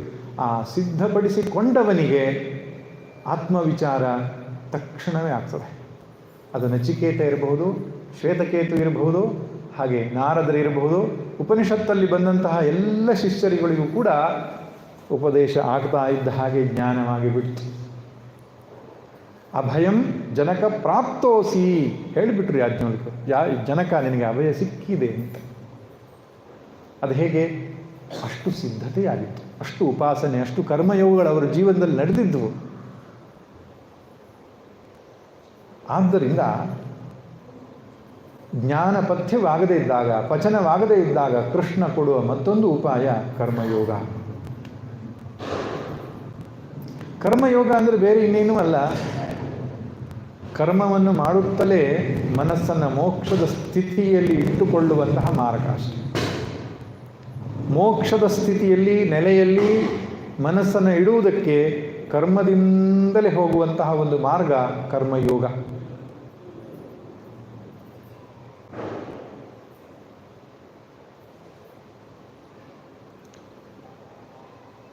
ಭಗವದ್ಗೀತೆ, ನಿತ್ಯ ಜೀವನದಲ್ಲಿ ಭಗವದ್ಗೀತೆ ಎಂಬಂತಹ ಈ ಒಂದು ಶಿರೋನಾಮೆಯಡಿಯಲ್ಲಿ ನಾವು ಇವತ್ತು ಚಿಂತಿಸುವಂತಹ ವಿಷಯ ಯಾವುದಪ್ಪ ಅಂದರೆ ಈ ಕರ್ಮಯೋಗ ಎನ್ನುವಂತಹ ವಿಷಯ.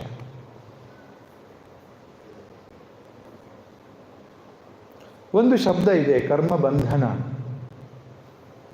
ಇನ್ನೊಂದು ಶಬ್ದ ಇದೆ ಕರ್ಮಯೋಗ. ಕರ್ಮಬಂಧನ ಅಂದ್ರೇನು? ನಾನು ಮಾಡುವವನು, ನನಗೆ ಇಂಥದ್ದೇ ಫಲ ಬೇಕು ಎನ್ನುವ ಭಾವ ಇಟ್ಟುಕೊಂಡಿರುವವನು ಬಂಧನ ಉಳ್ಳವನು ಅಂತ ಹೇಳ್ತಾರೆ ಅಂಥವ್ರು.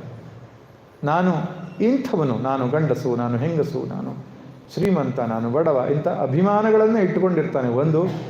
ಇನ್ನೊಂದು, ನನ್ನ ಜೀವನದಲ್ಲಿ ಹೀಗೇ ಆಗಬೇಕು, ಹೀಗೆ ಆಗಬಾರದು ಅಂತಕ್ಕಂತಹ ಒಂದು ಫಲಾಭಿಸಂಧಿಯನ್ನು ಇಟ್ಟುಕೊಂಡಿರ್ತಾನೆ. ಅದಕ್ಕೆ ಸಂಸ್ಕೃತದಲ್ಲಿ ಕರ್ತೃತ್ವ ಭೋಕ್ತೃತ್ವ ಭಾವ ಅಂತ ಹೇಳ್ತಾನೆ. ಯಾರಿಗೆ ಈ ಕರ್ತೃತ್ವ ಭೋಕ್ತೃತ್ವ ಭಾವ ಇದೆಯೋ, ಜೀವಭಾವ ಅಂತ ಇನ್ನೊಂದು ಶಬ್ದದಲ್ಲಿ ಕರೀತಾರೆ, ಅವನು ಕರ್ಮ ಬಂಧನ ಉಳ್ಳವನು ಅಂತ. ಹೊರಗಡೆಗೆ ಯಾರು ಕಟ್ಟಾಕಿಲ್ಲ ನಮಗೆ. ಬಂಧನ ಅಂದರೆ ಕಟ್ಟಾಕಿದ್ದು ಅಂತ. ಎಲ್ಲ ನಾವು ಬಿಚ್ಚು ಬಿಡುಗಡೆ ಆರಾಮಾಗಿದ್ದೇವೆ, ಆದರೆ ಒಳಗಡೆಗೆ ಬಂಧನ ಇದೆ ನಮಗೆ. ದುಃಖ ಆಗ್ತದೆ, ಯಾರೋ ಬೈದರೆ ದುಃಖ ಆಗ್ತದೆ, ನಾನು ಇಚ್ಛಿಸಿದ ಹಾಗೆ ನಡೀದೇ ಇದ್ದರೆ ಬೇಸರ ಆಗ್ತದೆ, ಭಯ ಆಗ್ತದೆ, ನಾನು ಕರ್ಮ ಮಾಡೋದು ಯಶಸ್ಸು ಆಗ್ತದೋ ಇಲ್ಲೋ ಅಂತ ಭಯ ಆಗ್ತದೆ, ನಾಳೆ ಭವಿಷ್ಯದಲ್ಲೇನೋ ಅಂತಕ್ಕಂಥ ಒಂದು ಕಾತರತೆ ನಮ್ಮನ್ನು ಕಾಡ್ತದೆ. ಇದಕ್ಕೆ ಬಂಧನ ಅಂತ ಕರೆದಿದೆ. ರಾಗ, ದ್ವೇಷ, ಭಯ, ಬೇಸರ, ದುಃಖ, ಈ ರೀತಿಯ ಭಾವನೆಗಳಿಗೆ ಹೆಸರು ಬಂಧನ.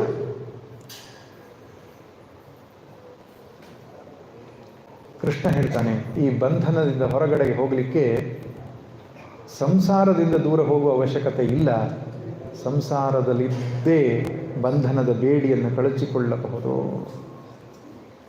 ಮನೆಯ ತೊರೆದೋಡಲೆಂಬ ನಗುಹೆಯ ಸಾರಲೆಂಬ ತನುವನುಗ್ರ ವ್ರತಗಳಿಂದ ದಂಡಿಸಲೇಂ ಬಿನದಗಳ ನರಸಿ ನೀನೂರೂರ ಅಲೆದೊಡೇಂ ಮನವ ತೊರೆದಿರಲಹುದೆ ಮಂಕುತಿಮ್ಮ.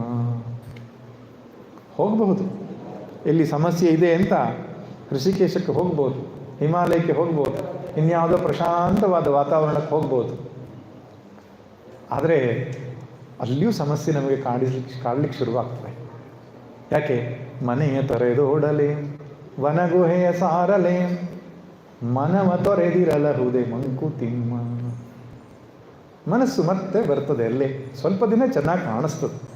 ನೀವು ಋಷಿಕೇಶ, ಹರಿದ್ವಾರ ಎಲ್ಲ 4 ದಿನ ಟೂರ್ ಮಾಡ್ಕೊಂಡು ಬಂದಾಗ ಚೆನ್ನಾಗಿರ್ತದೆ. ಅಲ್ಲಿ ಎಷ್ಟು ಪ್ರಶಾಂತವಾದ ಆ ಹಿಮಪಾತ ಆಗುವುದು ನೋಡಿ, ಎಷ್ಟು ಶಾಂತಿ. ದೇವರು ಸಾಕ್ಷಾತ್ತಾಗಿ ಅಲ್ಲಿ ಇದ್ದವ್ರನ್ನ ಕೇಳಿದ್ದೀನಿ, ಅದೇ ರಾಗದ್ವೇಷ ಮಾಡ್ಕೊಂಡಿದ್ದಾರ. ಯಾಕೆ? ಮನಸ್ಸು. ಯಾರೋ ಒಬ್ರು ಪೋಸ್ಟ್ ಮಾಸ್ಟರ್ ಹೋದ್ರಂತ, ಸನ್ಯಾಸ ತಗೊಂಡ್ರಂತ, ಋಷಿಕೇಶಕ್ಕೆ ಹೋಗಿ ಶಿವಾನಂದಾಶ್ರಮದಲ್ಲಿ ಸನ್ಯಾಸ ತಗೊಂಡ್ರಂತ. ಆಮೇಲೆ ಒಂದು 16 ವರ್ಷ ಆಗಿ ಅವರನ್ನು ಭೇಟಿ ಮಾಡ್ಲಿಕ್ಕೆ ಹೋದಂಥ ಸ್ವಾಮೀಜಿಯವ್ರು ನೋಡಿದ್ರೆ ಅಲ್ಲಿಯೂ ಕೂಡ ಅವರು ಪೋಸ್ಟ್ ಮಾಸ್ಟರ್ ಕೆಲಸನೇ ಮಾಡ್ತಾ ಇರೋದು. ಹೌದು, ಆಶ್ರಮದ ಪತ್ರಗಳೆಲ್ಲ ವಿಲೇವಾರಿ ಮಾಡೋದು, ಬಂದವರಿಗೆಲ್ಲ ಪತ್ರ ಕೊಡೋದು, ಪೋಸ್ಟಿಂಗ್ ಡಿಪಾರ್ಟ್ಮೆಂಟ್ ಅಲ್ಲಿ ಸ್ವಾಮಿಗಳಿಗೆಲ್ಲ ಬೇರೆ ಬೇರೆ ಡಿಪಾರ್ಟ್ಮೆಂಟ್ಗಳನ್ನು ಕೊಡ್ತಾರೆ. ಕೈಲಾಸಾಶ್ರಮ, ಶಿವಾನಂದಾಶ್ರಮ, ಅಲ್ಲೆಲ್ಲ ಪಾಪ ಸ್ವಾಮಿಗಳು, ಸನ್ಯಾಸಿಗಳೆಲ್ಲ ಕೆಲಸ ಮಾಡಬೇಕು. ಅವ್ರು ನೋಡ್ತಾರೆ ಹಿಂದಿನ ಎಕ್ಸ್ಪೀರಿಯನ್ಸ್ ಏನಿದೆ. ಸಿವಿಲ್ ಇಂಜಿನಿಯರಿಂಗ್ ಆದರೆ ಕನ್ಸ್ಟ್ರಕ್ಷನ್ ಡಿಪಾರ್ಟ್ಮೆಂಟ್ ಇವರಿಗೆ, ಅಕೌಂಟ್ಸಲ್ಲಿ ಅಕೌಂಟ್ಸ್ ಎಲ್ಲ ನೀವು ಸೆಕ್ಷನ್ ನೋಡಿ, ಮುಂಚೆ ಎಕ್ಸ್ಪೀರಿಯನ್ಸ್ ಇತ್ತಲ್ಲ ನಿಮಗೆ. ಪೋಸ್ಟಲ್ ಡಿಪಾರ್ಟ್ಮೆಂಟ್ ನಿಮ್ಮದು, ಅಡುಗೆ ಮಾಡ್ಲಿಕ್ಕೆ ಬರ್ತದ, ಕಿಚನಿಗೆ ಸೇರಿಸೋರಂತ. ಎಲ್ಲಿ ಹೋದರೂ ಅಷ್ಟೇ, ಎಲ್ಲೋ ಹೋಗಿ ಪರಿಹಾರವನ್ನು ಪಡೆದುಕೊಳ್ಳಿಕ್ಕೆ. ಅದು ಹಾಗಂತ ಪರಿಹಾರ ಉಪಾಯವನ್ನು ಮಾಡಬಾರ್ದು ಅಂತಲ್ಲ, ಅದು ಕೂಡ ತಪ್ಪು ಅರ್ಥ ಮಾಡ್ಕೊಳ್ಬಾರ್ದು. ಇಲ್ಲ, ನನಗೆ ಸಮಸ್ಯೆ ಆಗಿದೆ ಜೀವನದಲ್ಲಿ, ಸೊಸೆ ಯಾಕೋ ಸರಿಯಾಗಿ ಬಿಹೇವ್ ಮಾಡ್ತಾ ಇಲ್ಲ ನನ್ನ ಜೊತೆ, ನಾನು ಹಾಗಾದರೆ ಸುಮ್ಮನೆ ಇದ್ದು ಬಿಡಬೇಕು. ಇಲ್ಲ, ಸ್ವಲ್ಪ ಸರಿ ಮಾಡೋ ಪ್ರಯತ್ನ ಮಾಡಬೇಕು, ಲೌಕಿಕ ಉಪಾಯಗಳನ್ನು ಬೆಳೆಸಬೇಕು. ಅದನ್ನು ಶಾಸ್ತ್ರ ಅಲ್ಲಗಳೆಯಲ್ಲ. ಆದರೆ ಅದರಿಂದ ಆಗಿಯೇ ಬಿಡುತ್ತೆ ಅಂತಿಲ್ಲ. ಆಗಬಹುದು, ಆಗದೇನು ಇರಬಹುದು. ಆದರೆ ಆಗದೇ ಇದ್ದಾಗ ನಾವು ವ್ಯಥೆ ಪಡ್ತೇವಲ್ಲ, ಮನಸ್ಸಲ್ಲಿ ದುಃಖ ಪಡ್ತೇವಲ್ಲ, ಅದರ ಬದಲಾಗಿ ಆಗದೇ ಇದ್ದಾಗಲೂ ಕೂಡ ಸಂತೋಷವಾಗಿ ಇರ್ಲಿಕ್ಕೆ ಸಾಧ್ಯ ಇದೆ ಅನ್ನೋದು ಕರ್ಮಯೋಗ ಹೇಳಿಕೊಡುತ್ತೆ. ನೇಹಾಭಿಕ್ರಮನಾಶೋಸ್ತಿ ಪ್ರತ್ಯವಾಯೋ ನ ವಿದ್ಯತೆ ಸ್ವಲ್ಪಮಪ್ಯಸ್ಯ ಧರ್ಮಸ್ಯ ತ್ರಾಯತೆ ಮಹತೋ ಭಯಾತ್ ಹೇಳ್ತಾನೆ ಕೃಷ್ಣ. ಕರ್ಮಯೋಗಕ್ಕೂ ಕರ್ಮಕ್ಕೂ ವ್ಯತ್ಯಾಸ ಇಷ್ಟೇ ಅರ್ಜುನ. ಕರ್ಮಯೋಗ ಅಂತ ಹೇಳಿದರೆ ನೀನು ಮಾಡಲಿಲ್ಲ ಅಂದಾಗ ವೇಸ್ಟ್, ಅದು ಆಗಲಿಲ್ಲ ಅಂದಾಗ ವ್ಯರ್ಥವಾಗ್ತದೆ. ಆದರೆ ಕರ್ಮಯೋಗ ಹಾಗಲ್ಲ, ನೀನು ಎಷ್ಟು ಮಾಡ್ತೀಯೋ ಅಷ್ಟು ಫಲ ನಿನಗಿದೆ. ನೇಹ ನ ಇಹ ಅಭಿಕ್ರಮ ನಾಶ ಅಸ್ತಿ. ಅಭಿಕ್ರಮ ಅಂದರೆ ಪ್ರಯತ್ನ ಅಂತ ಅರ್ಥ. ಪ್ರಯತ್ನ ನಾಶ ಆಗಲ್ಲ. ನೀವು ಭಗವದ್ಗೀತೆಯನ್ನು ಓದ್ತಾ ಇದ್ದೀರಿ ಅಥವಾ ವಿಷ್ಣು ಸಹಸ್ರನಾಮ ಪಾರಾಯಣ ಮಾಡ್ತಿದ್ದೀರಿ. ಸಂಕಲ್ಪ ಏನು? ನನ್ನ ಮಗನ ಬುದ್ಧಿ ಸರಿಯಾಗಬೇಕು, ಶಾಲೆಯಲ್ಲಿ ಒಳ್ಳೆ ಸ್ಕೋರ್ ಸಿಗಬೇಕು ಸಂಕಲ್ಪ ಮಾಡಿದ್ದೀರಿ. ಅಥವಾ ಇನ್ನೇನು, ಯಜಮಾನರು ಸ್ವಲ್ಪ ಸರಿಯಾಗಿ ನನ್ನ ಮಾತು ಕೇಳಬೇಕು, ಯಜಮಾನರು ಮಾಡೋದು ಹೆಂಡತಿ ಮಾತು ಕೇಳಬೇಕು ಅಂತ ಹಾಗೆ. ಆದರೆ ಸರಿಯಾಗಿ ಪಾರಾಯಣ ಮಾಡಿ ವಿಧಿವತ್ತಾಗಿ ಮಾಡಿದರೆ ಅದು ಫಲ ಆಗ್ತದೆ. ನಾವು ಅಂದರೆ ಕರ್ಮಾನುಷ್ಠಾನದ ಬಗ್ಗೆ ಯಾವುದೇ ಅಸಡ್ಡೆ ಇಲ್ಲ ಇಲ್ಲಿ. ವಿಧಿವತ್ತಾಗಿ ಮಾಡಿದಂತಹ ಕರ್ಮ ಫಲವನ್ನು ಕೊಡ್ತದೆ. ಆದರೆ ಅಷ್ಟು ವಿಧಿವತ್ತಾಗಿ ನಮಗೆ ಮಾಡಲಿಕ್ಕೆ ಆಗಲಿಲ್ಲ ಅಂದರೆ ಅದು ಪ್ರಯೋಜನಕ್ಕೆ ಬರಲ್ಲ. ಆದರೆ ಕರ್ಮಯೋಗ ಹಾಗಲ್ಲ. ಚಿತ್ತಶುದ್ಧಿಯರ್ಥಂ ಈಶ್ವರ ಪ್ರೀತ್ಯರ್ಥಂ ಅಂತ ನೀವು ಸಂಕಲ್ಪ ಮಾಡಿ ವಿಷ್ಣು ಸಹಸ್ರನಾಮ ಪಾರಾಯಣ ಮಾಡಿದ್ರಿ, ನಿಮಗೆ ಪೂರ್ತಿ ಮಾಡಲಿಕ್ಕೆ ಆಗಲಿಲ್ಲ, ಆದರೆ ಎಷ್ಟು ಮಾಡಿದ್ದೀರೋ ಅಷ್ಟು ಫಲ ನಿಮಗೆ ಸಿಗ್ತದೆ. ಮಾಡುವಾಗ ಸಣ್ಣ ಪುಟ್ಟ ದೋಷ ಆಯಿತು, ತೊಂದರೆ ಆಗಲ್ಲ. ಪ್ರತ್ಯವಾಯೋ ನ ವಿದ್ಯತೆ. ಪ್ರತ್ಯವಾಯ ಅಂದ್ರೇನು? ಮಾಡುವಾಗ ದೋಷ ಆದರೆ ಅದರಿಂದ ಬರತಕ್ಕಂತಹ ಪಾಪ ಏನಿದೆ ಪ್ರತ್ಯವಾಯ ಅಂತ ಹೇಳ್ತಾರೆ. ನಿಷ್ಕಾಮವಾಗಿ ಮಾಡಿದಂತಹ ಕರ್ಮಕ್ಕೆ ಪ್ರತ್ಯವಾಯ ದೋಷ ಇಲ್ಲ. ಅಷ್ಟೇ ಅಲ್ಲ, ಕೃಷ್ಣ ಅದ್ಭುತವಾದ ಮಾಡ್ತಾರೆ, ಸ್ವಲ್ಪಮಪ್ಯಸ್ಯ ಧರ್ಮಸ್ಯ ತ್ರಾಯತೆ ಮಹತೋಭಯ. ನೀವು ಕರ್ಮಯೋಗವನ್ನು ಸ್ವಲ್ಪವೇ ಆಚರಣೆ ಮಾಡಿದರೂ ಸಾಕು, ದೊಡ್ಡ ಕಷ್ಟದಿಂದ ನಿಮ್ಮನ್ನು ಪಾರು ಮಾಡುತ್ತೆ ಅಂತ ಹೇಳ್ತಾನೆ. ಏನಿದ್ರ ಅರ್ಥ? ನೀವು ಚಿತ್ತಶುದ್ಧಿಗಾಗಿ, ಮನಸ್ಸಿನ ರಾಗದ್ವೇಷ ಶೈಥಿಲ್ಯಕ್ಕಾಗಿ, ಈಶ್ವರ ಪ್ರೀತ್ಯರ್ಥವಾಗಿ ಮಾಡಿದಂತಹ ಕರ್ಮ ಮನಃಶಾಂತಿಯನ್ನು ಕೊಡುತ್ತದೆ. ಅದು ಬಹುದೊಡ್ಡ ಕಷ್ಟದಿಂದ ದೂರ ಮಾಡುತ್ತದೆ. ನಾವು ಅಪೇಕ್ಷೆ ಪಟ್ಟಿದಂತೆ ಆಗಲಿಕ್ಕಿಲ್ಲ, ಆದರೆ ಮೋಕ್ಷ ಪ್ರಾಪ್ತಿಯ ಮಾರ್ಗದಲ್ಲಿ ಇರತಕ್ಕಂತಹ ತೊಂದರೆಗಳು, ಅಡೆತಡೆಗಳೇನಿದೆ ಅದನ್ನು ನಿವೃತ್ತಿ ಮಾಡುವುದರ ಮೂಲಕವಾಗಿ ಬಹಳ ದೊಡ್ಡ ಲಾಭವನ್ನು ನಮಗೆ ತಂದುಕೊಡ್ತದೆ. ದೊಡ್ಡ ಲಾಭ ಅಂತ ಹೇಳಿ ನೋಡಿ, ನಾನು ಕೋಟಿ ರೂಪಾಯಿ ಸಿಗ್ತದೆ ಅಂತ ಮಾಡಿಕೊಂಡೆ ಅಂತ ಹೇಳ್ತಾರೆ ಕೆಲವರು. ಇಷ್ಟೇ ಲಾಭವ? ಮೋಕ್ಷದಲ್ಲಿ ಇರತಕ್ಕಂಥ ಪ್ರತಿಬಂಧ ನಿವೃತ್ತಿಯಾಗುವುದಷ್ಟೇ ಲಾಭವ? ಅದನ್ನು ದೊಡ್ಡ ಲಾಭ ಅಂತ ಕರೀತಾರಾ? ಹೌದು, ಅದು ಬಹಳ ದೊಡ್ಡ ಲಾಭ. ಬಹಳ ದೊಡ್ಡ ಲಾಭ ಯಾವುದಪ್ಪ ಅಂದರೆ ಭಗವತ್ ಪ್ರಾಪ್ತಿ. ಆಸ್ತಿ ಮಾಡೋದು, ಮನೆ ಮಾಡೋದು, ಮತ್ತೊಂದು ಮಾಡೋದು, ಅದನ್ನು ಸ್ವಲ್ಪ ಪ್ರಯತ್ನ ಪಟ್ಟರೆ ಯಾರೂ ಮಾಡಬಹುದು. ಆದರೆ ಜನ್ಮ ಜನ್ಮಾಂತರಗಳ ಪುಣ್ಯ ಇಲ್ಲದಿದ್ದರೆ ಭಗವಂತನಿಗೆ ಚಲಿಸುವಂತಹ ಸಾಮರ್ಥ್ಯ ನಮಗೆ ಬರೋದಿಲ್ಲ. ನಮ್ಮ ಬೆನ್ನನ್ನೇ ಚಪ್ಪರಿಸಿಕೊಳ್ಳಬೇಕು. ಯಾವಾಗ? ಭಗವಂತನಲ್ಲಿ ನನಗೆ ಭಕ್ತಿ ಇದೆಯಪ್ಪ, ಭಗವಂತನಿಗೆ ನನಗೆ ಪ್ರೇಮ ಇದೆ, ವಿಷಯ ವಸ್ತುಗಳಿಗೆ ವೈರಾಗ್ಯ ಇದೆ, ಆಂತರಿಕವಾದ ಒಂದು ಶಾಂತಿ ಸಮಾಧಾನ ನನಗಿದೆ ಅಂತ ಹೇಳಿದರೆ ಭಗವಂತನಿಗೆ ಧನ್ಯವಾದ ಹೇಳಬೇಕು. ಯಾಕೆ? ದೊಡ್ಡ ಆಸ್ತಿ ಕೊಟ್ಟಿದ್ದೀನಿ ನೀನು ಅಂತ. ನಾವು ಅದನ್ನು ಆಸ್ತಿಯಾಗಿ ಯೋಚನೆ ಮಾಡೋದೇ ಇಲ್ಲ. ನಮ್ಮ ಪ್ರಕಾರ ಆಸ್ತಿ ಹೊರಗಡೆಗಿರತಕ್ಕಂಥದ್ದು ಅಂತ. ಆದರೆ ಕೃಷ್ಣ ಹೇಳ್ತಾನೆ, ಒಳಗಡೆ ಆಸ್ತಿ ದೊಡ್ಡದಪ್ಪ.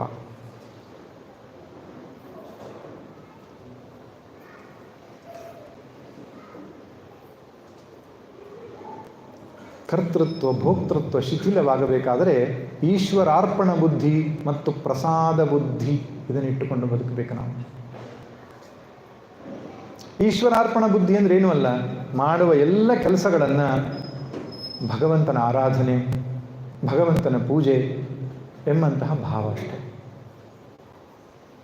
ನಾನು ಅವನ ಕೈಯಲ್ಲಿರುವ ಕೊಳಲು ಇದ್ದ ಹಾಗೆ, ನಿಮಿತ್ತ ಮಾತ್ರಂ ಭವಸವ್ಯಸಾಚಿನ್. ಹೇ ಅರ್ಜುನ, ನೀನು ಹೆಸರಿಗೆ ಮಾತ್ರ ಬಿಲ್ಲು ಬಾಣ ಇಟ್ಕೊಂಡಿರೋನಷ್ಟೇ, ಮಾಡಿಸ್ತಾ ಇರೋನು ನಾನು ಅಂತ.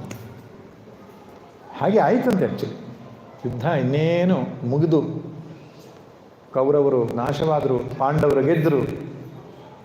ರಥದಿಂದ ಕೆಳಗಡೆ ಇಳಿಬೇಕಾದರೆ ಕೃಷ್ಣ ಹೇಳ್ತಾನೆ, ಅರ್ಜುನ ಮೊದಲು ಇಳಿ ನೀನು ಅಂತ.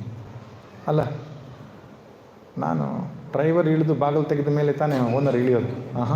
ಇಲ್ಲಿ ಆ ನಿಯಮ ಅಪ್ಲೈ ಆಗಲ್ಲ, ನೀನು ಮೊದಲು ಇಳಿ.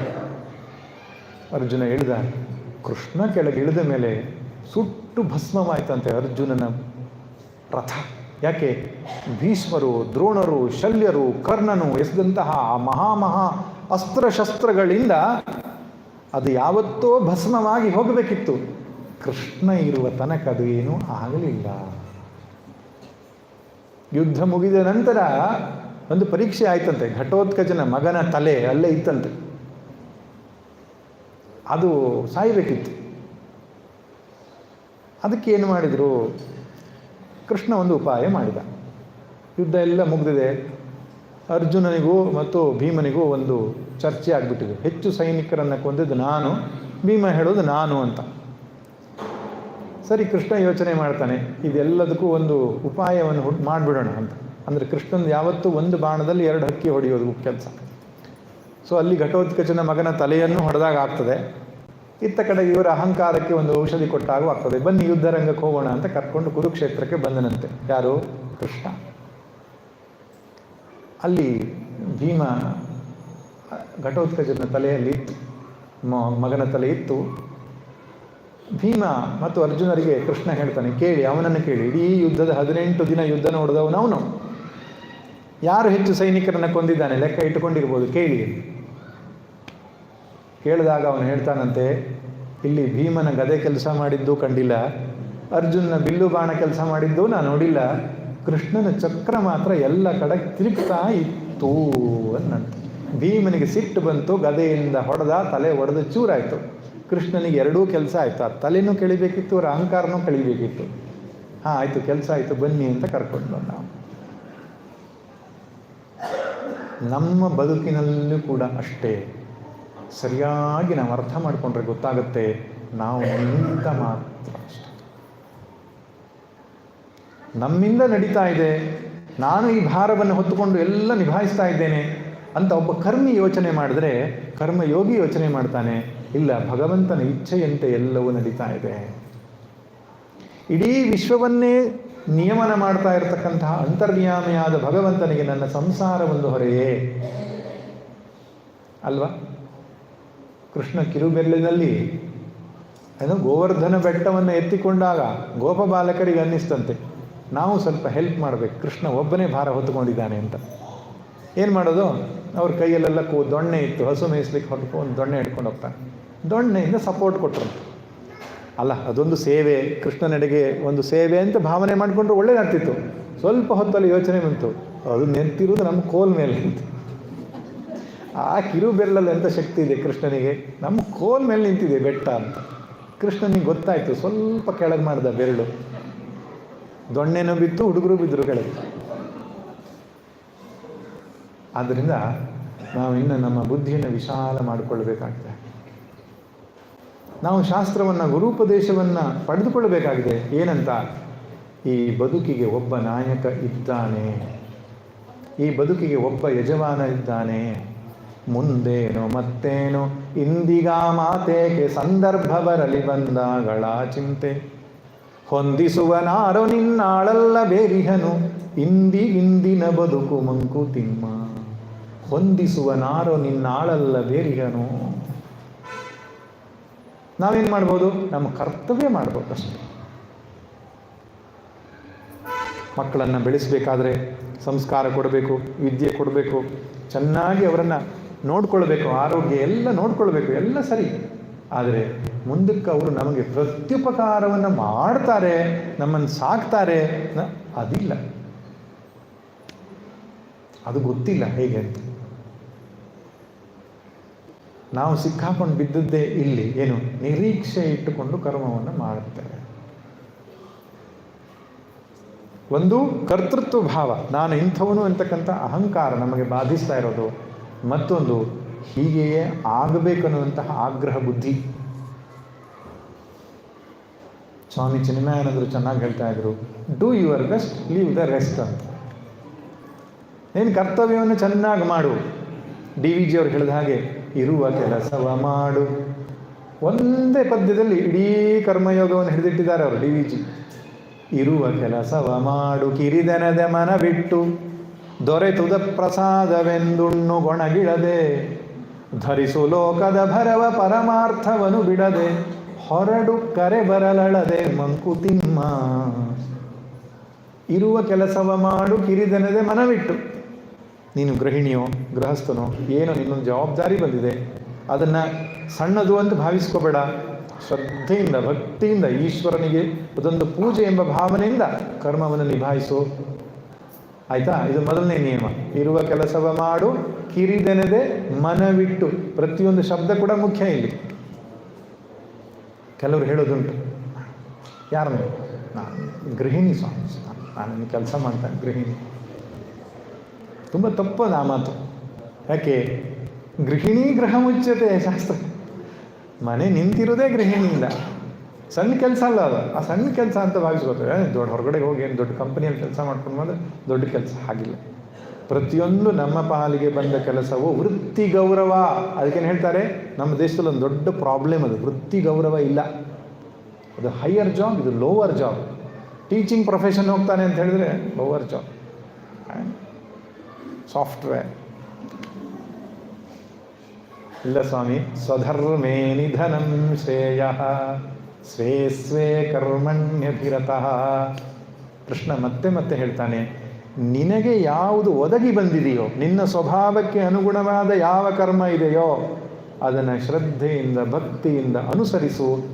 ಅದು ನಿನ್ನ ಪಾಲಿಗೆ ಮೋಕ್ಷಕ್ಕೆ ದಾರಿಯಾಗ್ತದೆ. ನಮ್ಮ ದೃಷ್ಟಿಕೋನ ಅಲ್ಲಿದ್ದರೆ ಯಾವ ಕೆಲಸವೂ ಕಡಿಮೆ ಅಂತ ಅನಿಸಲ್ಲ ನಮಗೆ. ನಮ್ಮದು ಲೌಕಿಕ ದೃಷ್ಟಿಕೋನ ಇಟ್ಟುಕೊಂಡಿರೋದ್ರಿಂದ ಅದು ಮೇಲೆ ಅದು ಉಚ್ಚ ನೀಚ ಈ ಭಾವ. ಕಿರಿದೆನದೆ ಮನವಿಟ್ಟು ಅದಾದ ಮೇಲೆ ಮುಂದಿನ ಮಾತು ಹೇಳ್ತಾನೆ ಕೃಷ್ಣ, ದೊರೆತುದು ಹಸಾದವೆಂದುಣ್ಣು ಗೊಣಗಿಡದೆ. ಡಿ ವಿ ಜಿ ಹೇಳ್ತಾರೆ, ಏನು ಬರ್ತದೋ ಈಶ್ವರ ಪ್ರಸಾದ ಅಂತ ಸ್ವೀಕಾರ ಮಾಡುವ ಕರ್ತವ್ಯ ಕರ್ಮವನ್ನು ಸರಿಯಾಗಿ ಮಾಡಿದ ಮೇಲೆ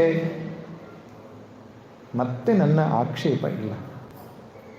ದೇವರು ಯಾಕೆ ಹೀಗಿಟ್ಟಿದ್ದಾನೆ, ದೇವರು ಹಾಗೆ ಅವರನ್ನು ನೋಡಿದರೆ ಚೆನ್ನಾಗಿಟ್ಟಿದ್ದಾನೆ, ನನಗೆ ಅದಿಲ್ಲ. ಅದು ಅವನಿಚ್ಛೆ ಅಷ್ಟೇ. No comparison. ನಾವು ಮಾಡ್ತಕ್ಕಂಥ ದೊಡ್ಡ ತಪ್ಪು ಇದೇನೆ ನೋಡ್ರಿ, ಅವ್ರು ಹೇಗಿದ್ದಾರೆ. ತುಳಸಿ ಗಿಡವನ್ನು ತೆಂಗಿನ ಮರಕ್ಕೆ ಕಂಪೇರ್ ಮಾಡಲಿಕ್ಕೆ ಆಗ್ತದೆ. ಆಲದ ಮರವನ್ನು ಅಶ್ವತ್ಥಕ್ಕೆ ಕಂಪೇರ್ ಮಾಡಲಿಕ್ಕೆ ಆಗ್ತದೆ. ಸೂರ್ಯನಿಗೂ ಭೂಮಿಗೂ ಕಂಪೇರ್ ಮಾಡಲಿಕ್ಕೆ ಆಗ್ತದೆ. ಪ್ರತಿಯೊಂದು ಅದರದರ ಸ್ಥಾನದಲ್ಲಿ ಶ್ರೇಷ್ಠವೇ. ನಮಗೇನು ಸಿಗಬೇಕಿತ್ತು ನಮಗೆ ಸಿಕ್ಕಿದೆ, ಅವರಿಗೇನು ಸಿಗಬೇಕಿತ್ತು ಅದು ಸಿಕ್ಕಿದೆ. ಅವರ ಹಾಗೆ ನಾನಾಗ್ಲಿಕ್ಕೆ ಸಾಧ್ಯ ಇಲ್ಲ, ನಾನಾಗೆ ಅವರಾಗ್ಲಿಕ್ಕೆ ಸಾಧ್ಯ ಇಲ್ಲ. ಸೃಷ್ಟಿಯಲ್ಲಿ ಪ್ರತಿಯೊಬ್ಬರೂ ಬೇಕು. ನನಗೊಂದು ಸ್ಥಾನ ಇದೆ, ಅವರಿಗೊಂದು ಸ್ಥಾನ ಇದೆ. ಹಾಗೆ ಯೋಚನೆ ಮಾಡೋದೇ ಇಲ್ಲ ನಾವು. ಕಂಪ್ಯಾರಿಸನ್, ಹೋಲಿಕೆ ಮಾಡೋದು. ಅವ್ರು ಹಾಗಿದ್ದಾರೆ, ನಾನು ಹೇಗಿದ್ದೇನೆ. ಕೃಷ್ಣ ಹೇಳ್ತಾನೆ, ಯೋಗಸ್ಥಃ ಕುರು ಕರ್ಮಾಣಿ ಸಂಗಂ ತ್ಯಕ್ತ್ವಾ ಧನಂಜಯ ಸಿದ್ಧ್ಯ ಸಿದ್ಧ್ಯೋ ಸಮೋ ಭೂತ್ವಾ ಸಮತ್ವಂ ಯೋಗ ಉಚ್ಯತೆ. ಡಿ ವಿ ಜಿ ಇನ್ನೊಂದು ಕಗ್ಗದಲ್ಲಿ ಬಹಳ ಚೆನ್ನಾಗಿ ಹೇಳ್ತಾರೆ. ಈ ಪ್ರಸಾದ ಬುದ್ಧಿಯನ್ನು ಎಷ್ಟು ಚಂದಲ್ಲಿ ಹೇಳ್ತಾರೆ ನೋಡಿ. ಕಹಿ ಕಷಾಯವದೆಂದು ಕಾರಚೂರ್ಣಮದೆಂದು ಸಿಹಿಯ ಲೇಹ್ಯಮದೆಂದು ನಿನಗೆ ಹಿತವಹುದು. ವಿಹಿತಗೈವನು ವೈದ್ಯ ನೀನಲ್ಲ ರೋಗಿಣಿ ಗೃಹಿಸು ವಿಧಿಯೌಷಧವ ಮಂಕುತಿಮ್ಮ. ಆಯುರ್ವೇದ ಡಾಕ್ಟರ್ ಹತ್ರ ನಾವು ಹೋಗ್ತೇವೆ. ಸ್ವಲ್ಪ ಕೆಮ್ಮು, ತಲೆನೋವು, ಥಂಡಿ, ಜ್ವರ ಬಂದಿದೆ ಅಂತ ಡಾಕ್ಟರ್ ಹತ್ರ ಹೇಳಿದಾಗ ಅವ್ರ ಹತ್ರ ಮೂರೇ ಇರೋದು. ಒಂದು ಖಾರಚೂರ್ಣ, ಇನ್ನೊಂದು ಸಿಹಿಯಾದ ಲೇಹ್ಯ, ಇನ್ನೊಂದು ಕಷಾಯ. ಕಹಿ ಕಷಾಯ, ಸಿಹಿಯಾದ ಲೇಹ್ಯ, ಖಾರಚೂರ್ಣ, ಮೂರು ಇರ್ತದೆ. ಅದು ಮೂರು ಕಾಂಬಿನೇಷನ್ ಮಾಡಿ ಕೊಡ್ತಾರೆ ಅವ್ರು, ಹೇಗೋ ಒಂದೊಂದು. ಅದ್ರ ವರ್ಕ್ ಆಗ್ತದೆ ಅದು. ಆವಾಗ ರೋಗಿ ಹೇಳ್ತಾನೆ, ಇಲ್ಲ ಡಾಕ್ಟ್ರೇ ನನಗೆ ಸಿಹಿಯಾದ ಲೇಹ ಕೊಡಿ, ನನಗೆ ಖಾರ ಆಗಲ್ಲ, ನಂಗೆ ಇಷ್ಟ ಆಗಲ್ಲ ಅಂತ ಹೇಳಿದರೆ ಏನು ಹೇಳ್ತಾನೆ ಅವನು? ನಾನು ವೈದ್ಯ, ನೀನು ರೋಗಿ, ನಿನ್ನ ಹಿತ ಯಾವುದೋ ನನಗೆ ಗೊತ್ತಿದೆಯಪ್ಪ ಅಂತ ಹೇಳ್ತಾನೆ. ಹಾಗೆ ಭಗವಂತನು ಹಾಗೆ ಹೇಳ್ತಾನೆ ಅಂತ ಹೇಳ್ತಾರೆ ಅವರು. ಗ್ರಹಿಸು ವಿಧಿ ಔಷಧವ. ಈ ಜೀವದ ಉದ್ಧಾರ ಯಾವ ಸಂದರ್ಭದಲ್ಲಿ ಯಾವ ರೀತಿಯ ಪರಿಸ್ಥಿತಿಯಲ್ಲಿ ಆಗ್ತದೆ ಅಂತ ಭಗವಂತನಿಗೆ ಗೊತ್ತು. ನಿನಗೆ ಎಷ್ಟು ಪೆಟ್ಟು ಕೊಡಬೇಕು ಅಂತ ದೇವರಿಗೆ ಗೊತ್ತಿದೆ. ಒಬ್ಬನಿಗೆ ಜಾಸ್ತಿ ಸಿಗ್ಬೋದು, ಒಬ್ಬನಿಗೆ ಕಡಿಮೆ ಸಿಗ್ಬೋದು. ಹಾಗೆ ಆ ಬಂದಿದ್ದನ್ನು ಒಪ್ಪಿಕೊಂಡು ಸ್ವೀಕಾರ ಮಾಡಿ ಈಶ್ವರಾರ್ಪಣಮಸ್ತು, ಭಗವಂತ ಎಲ್ಲವೂ ನಿನ್ನಿಚ್ಛೆ ಅಂತ ಮನಸ್ಸನ್ನು ಸಮಾಧಾನ ಮಾಡಿಕೊಂಡರೆ ಸ್ಪಿರಿಚುವಲ್ ಗ್ರೋತ್, ಅಧ್ಯಾತ್ಮ ಪ್ರಗತಿ ಆಗ್ತದೆ. ಇಲ್ಲ ಕಂಪ್ಲೇಂಟ್ಸ್ ಮಾಡ್ತೇವಲ್ಲ, ದೇವ್ರು ಹೀಗೆ ಇಟ್ಟಿದ್ದಾನೆ, ಹಾಗೆ ಯಾಕೆ ಇಟ್ಟಿಲ್ಲ ಅಂದರೆ ಈಗೋ ಇನ್ನಷ್ಟು ಗಟ್ಟಿ ಆಗ್ತದೆ. ನಮ್ಮ ಅಹಂಕಾರ ಇನ್ನಷ್ಟು ಗಟ್ಟಿ ಆಗ್ತದೆ, ಜೀವಭಾವ ಗಟ್ಟಿ ಆಗ್ತದೆ, ರಾಗದ್ವೇಷ ಗಟ್ಟಿ ಆಗ್ತದೆ, ದುಃಖ ಇನ್ನಷ್ಟು ಮಡುಗಟ್ಟುತ್ತದೆ. ಅಹಂಕಾರ ಶಿಥಿಲವಾಗಬೇಕು, ಜೀವನ ಹಗುರ ಆಗಬೇಕು ಅಂತ ಹೇಳಿದರೆ ನಿನ್ನಿಚ್ಛೆ ಪ್ರಭು ಅಂತ ಎಲ್ಲವನ್ನು ಸ್ವೀಕಾರ ಮಾಡುವ ಮನೋಭಾವ. ಹಾಗಂದರೆ ಗುರಿ ಇಟ್ಕೊಳ್ಬಾರ್ದು ಆ ಜೀವನದಲ್ಲಿ, ಅದನ್ನು ಹೇಳ್ತಾ ಇಲ್ಲ ಕೃಷ್ಣ. ಎಷ್ಟೋ ಜನರಿಗೆ ಎಲ್ಲಿ ಕನ್ಫ್ಯೂಷನ್ ಆಗ್ತದೆ. ಹಾಗಾದರೆ ನಾಳೆಗೇನು, ಭವಿಷ್ಯ ಏನು, ನಾವು ಬ್ಯಾಂಕ್ ಬ್ಯಾಲೆನ್ಸ್ ಇಟ್ಕೊಳ್ಬೇಕೋ ಬೇಡವೋ? ಹಾಗಲ್ಲ. ಕೃಷ್ಣ ಏನು ಹೇಳ್ತಾನೆ, ಡೂ ಯುವರ್ ಡ್ಯೂಟಿ. ನಿನ್ನ ಕರ್ತವ್ಯ, ತಂದೆಯಾಗಿ ನಿನ್ನ ಕರ್ತವ್ಯ ಏನಿದೆಯಪ್ಪ? ಮಕ್ಕಳು ಸುಸಂಸ್ಕೃತರಾಗಬೇಕು, ವಿದ್ಯಾವಂತರಾಗಬೇಕು, ಅವ್ರ ಕಾಲ ಮೇಲೆ ಅವ್ರು ನಿಂತ್ಕೊಳ್ಬೇಕು. That is right. ಎಲ್ಲ ಪ್ರಯತ್ನವನ್ನು ಮಾಡು. ಒಂದೊಮ್ಮೆ ಆಗಲಿಲ್ಲ, ಬಿಡಲಿಕ್ಕೂ ಕೂಡ ನೀನು ಸಿದ್ಧನಾಗಿರೋ. ಅದನ್ನು ನಾವು ಹಾಗೆ ಮಾಡೋಣ. ಏನು ಮಾಡ್ತೇವೆ? ಹಾಗೆ ಯಾಕಾಗಲಿಲ್ಲ? ದೇವರು ಎಲ್ಲ ಕೊಟ್ಟಿದ್ದಾನೆ, ಇದೊಂದು ಕೊಡಲಿಲ್ಲ. ಭಕ್ಷಣವನಿತ್ತಂದು ತಂದೆ ನಿನಗಾದವನು, ಶಿಕ್ಷಣಕ್ಕೆ ಕೋಲ್ಪಿಡಿಯೇ ಶತ್ರುವಾದಾನೆ. ಚಂದ ಪದ್ಯ ನೋಡಿ. ಭಕ್ಷಣವನಿತ್ತಂದು ತಂದೆ ನಿನಗಾದವನು, ಶಿಕ್ಷಣಕ್ಕೆ ಕೋಲ್ಪಿಡಿಯೇ ಶತ್ರುವಾದಾನೆ. ಶತ್ರುವನು. ದೇವರು ಇಷ್ಟು ದಿನ ಒಳ್ಳೆಯದನ್ನೆಲ್ಲ ಮಾಡಿದ್ದ, ಒಳ್ಳೆಯದು ಅಂತ ನೀನು ಒಪ್ಕೊಂಡಿದ್ದೀಯ. ಈಗ ಏನೋ ಒಂದು ಆಗಲಿಲ್ಲಪ್ಪ, ಅದರ ಹಿಂದೆಯೂ ನನ್ನ ಹಿತ ಇದೆ. ಆ ಸ್ವೀಕಾರ ಮಾಡುವ ಬುದ್ಧಿ ಇದ್ದರೆ ನಮ್ಮ ರಾಗದ್ವೇಷ ಶಿಥಿಲಾಗಿ ಚಿತ್ತಶುದ್ಧಿಯಾಗತ್ತೆ. ಸಮತ್ವಂ ಯೋಗ ಉಚ್ಯತೆ. ಯೋಗ ಅಂದರೆ ಇನ್ನೇನು ಗಡ್ಡ ಬಿಡುವುದಲ್ಲ, ತಲೆ ಕೂದಲು ಉದ್ದಕ್ಕೆ ಬಿಡುವುದಲ್ಲ. ಯೋಗ ಅಂದರೆ ಮನಸ್ಸಿನ ಸಮತ್ವ. ಸುಖ ದುಃಖೇ ಸಮೇ ಕೃತ್ವ ಲಾಭಾಲಾಭೋ ಜಯಾ ಜಯೋ ತಥೋ ಯುದ್ಧಾಯ ಯುಜ್ಯಸ್ವ ನೈವಂ ಪಾಪಮವಾಪ್ಸ್ಯಸಿ. ಆ ಮನಸ್ಸಿನ ಸಮಾಧಾನಕ್ಕೆ ಹೆಸರು ಯೋಗ. ಗಡ್ಡ ಬಿಡುವುದ್ರ ಬಗ್ಗೆ ಪೂಜ್ಯ ಸ್ವಾಮಿ ಚಿನ್ಮಯಾನಂದರು ಚೆನ್ನಾಗಿ ಹೇಳ್ತಿದ್ರು. ಗಡ್ಡ ಉದ್ದ ಇದ್ದಷ್ಟು ಸಂಶಯ ಜಾಸ್ತಿ ಇರಬೇಕು ಅಂತ ಹೇಳ್ತಿದ್ರು. ಅಂದರೆ ಅವರು ಅಂದರೆ ಇದೇ ಪ್ರಸಂಗಕ್ಕೆ ಅನುಸಾರವಾಗಿ ಅವ್ರ ಗಡ್ಡವನ್ನೇ ತೋರಿಸ್ಕೊಂಡು ಹೇಳೋದು, ಗಡ್ಡ ಉದ್ದ ಸಂಶಯ ಜಾಸ್ತಿ ಇರಬೇಕು. ಅಂದರೆ ಅದು ಯಾವುದೂ ಯೋಗ ಅಲ್ಲ. ಕೃಷ್ಣ ಇಲ್ಲಿ ಹೇಳ್ತಾ ಇಲ್ಲ. ಯೋಗ ಅಂದರೆ ನಿನ್ನ ಚಿತ್ತ ಸಮತ್ವ, ಚಿತ್ತ ಸಮಾಧಾನ. ನೀನು ಯೋಗಿ ಹೌದೋ ಅಲ್ಲೋ ಅಂತ ಗೊತ್ತಾಗೋದು ಯಾವಾಗ? Adverse conditions of life.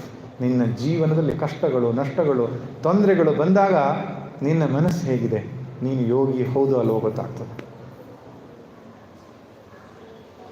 ಆದರೆ ಹೆಚ್ಚಿನ ಸಂದರ್ಭದಲ್ಲಿ ಏನಾಗ್ತದೆ, ವೇದಾಂತ ಮಾತನಾಡ್ತೇವೆ, ಇನ್ನೊಬ್ಬರಿಗೆ ಉಪದೇಶವೂ ಕೊಡ್ತೇವೆ. ಜೀವನದಲ್ಲಿ ಅಂಥ ಪರಿಸ್ಥಿತಿಗಳು ಬಂದಾಗ ನಮಗೆ ಅದನ್ನು ಎದುರಿಸುವಂತಹ ಸಾಮರ್ಥ್ಯ ಇರಲ್ಲ. ಯಾಕೆ? ಪೂರ್ಣ ಶರಣಾಗತಿ ಆಗಿರಲ್ಲ ನಾವು. ಕರ್ಮಯೋಗ ಅಂದರೆ ಚೆನ್ನಾಗಿ ಕರ್ಮ ಮಾಡೋದು ಅಂತ ಅರ್ಥ ಅಲ್ಲ, ತಪ್ಪು ತಿಳ್ಕೊಬೇಡಿ. ಅವ್ರು ಬೆಳಿಗ್ಗಿನ ಸಂಜೆ ತನಕ ಕೆಲಸ ಮಾಡ್ತಾರೆ, ಒಳ್ಳೆ ಕರ್ಮಯೋಗಿ ಅಂತ ಹೇಳ್ತಾರೆ.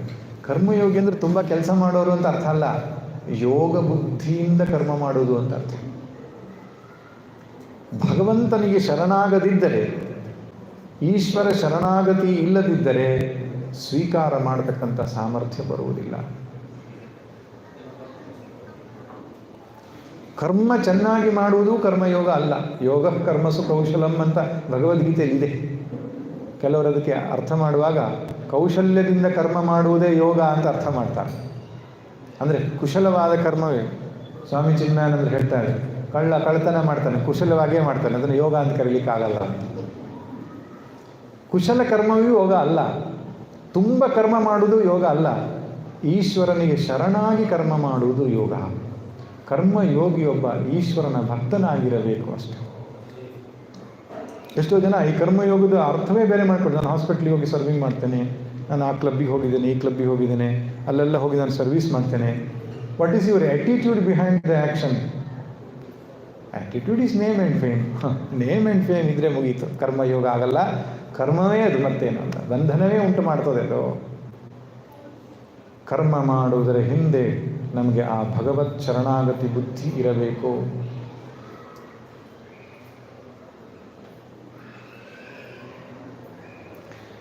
ಮನಸ್ಸು ಪ್ರಶಾಂತವಾಗ್ತಾ ಹೋಗ್ತದೆ. ಆ ಔಷಧಿ ಸೇವಿಸ್ತಾ ಹೋದ ಹಾಗೆ ಎಕ್ಸ್ಪ್ರೆಸ್ ಆಗ್ತದೆ. ಎಲ್ಲಿ?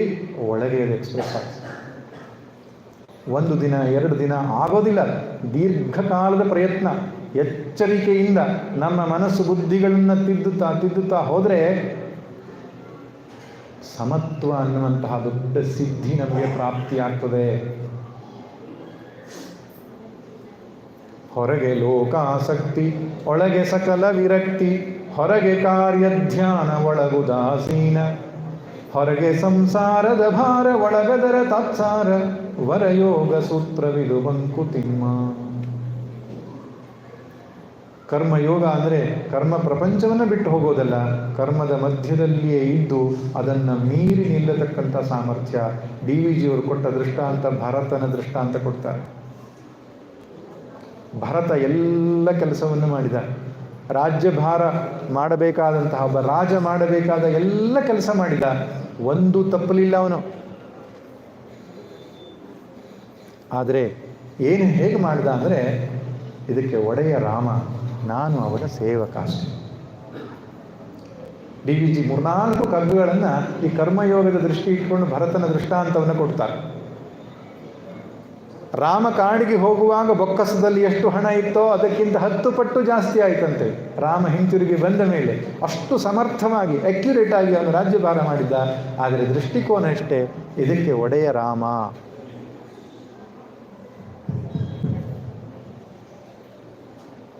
ಹಾಗೆ ಕರ್ಮಯೋಗ ಎನ್ನುವಂತಹ ಒಂದು ಸಾಧನೆ ನಮ್ಮ ಚಿತ್ತವನ್ನು ತಿಳಿ ಮಾಡುತ್ತೆ, ನಮ್ಮ ಅನುಭವಕ್ಕೆ ಬರುತ್ತದೆ. ಚಿತ್ತ ಪ್ರಶಾಂತವಾಗ್ತಾ ಹೋದ ಹಾಗೆ ಒಳಗಡೆಯ ಜ್ಞಾನ ತನ್ನಿಂದ ತಾನೇ ಬೆಳಗಲಿಕ್ಕೆ ಶುರುವಾಗುತ್ತದೆ.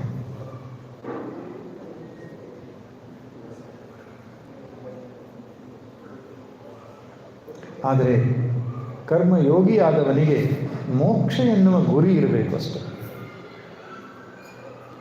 ನನ್ನ ಜೀವನದ ಲಕ್ಷ್ಯ, ಚರಮ ಗುರಿ ಯಾವುದಪ್ಪ? ಭಗವತ್ ಪ್ರಾಪ್ತಿ, ಭಗವಂತನಲ್ಲಿ ನೆಲೆ ನಿಲ್ಲುವುದು. ಅದೇ ನಿಜವಾದ ಆತ್ಯಂತಿಕ ಶಾಂತಿ ಅನ್ನೋದು ಭಗವತ್ ಪ್ರಾಪ್ತಿಯಲ್ಲಿದೆ, ಲೌಕಿಕದಲ್ಲಿಲ್ಲ ಎಂಬುದು ಮೊದಲು ಮನದಟ್ಟಾಗಬೇಕು ಅವನಿಗೆ. ಪ್ರಯಾರಿಟಿ ಇನ್ ದ ಲೈಫ್ ಅಂತ ಹೇಳ್ತಾರೆ, ಜೀವನದ ಆದ್ಯತೆ. ಯೋಗ ಆರಂಭ ಮಾಡೋದಕ್ಕಿಂತ ಮುಂಚೆ ಇದು ಸ್ಪಷ್ಟ ಆಗಬೇಕು. ಯಾಕೆ ಭಗವದ್ಗೀತೆ ಕ್ಲಾಸಿಗೆ ಬರಬೇಕು, ಯಾಕೆ ಉಪನಿಷತ್ ಕ್ಲಾಸ್?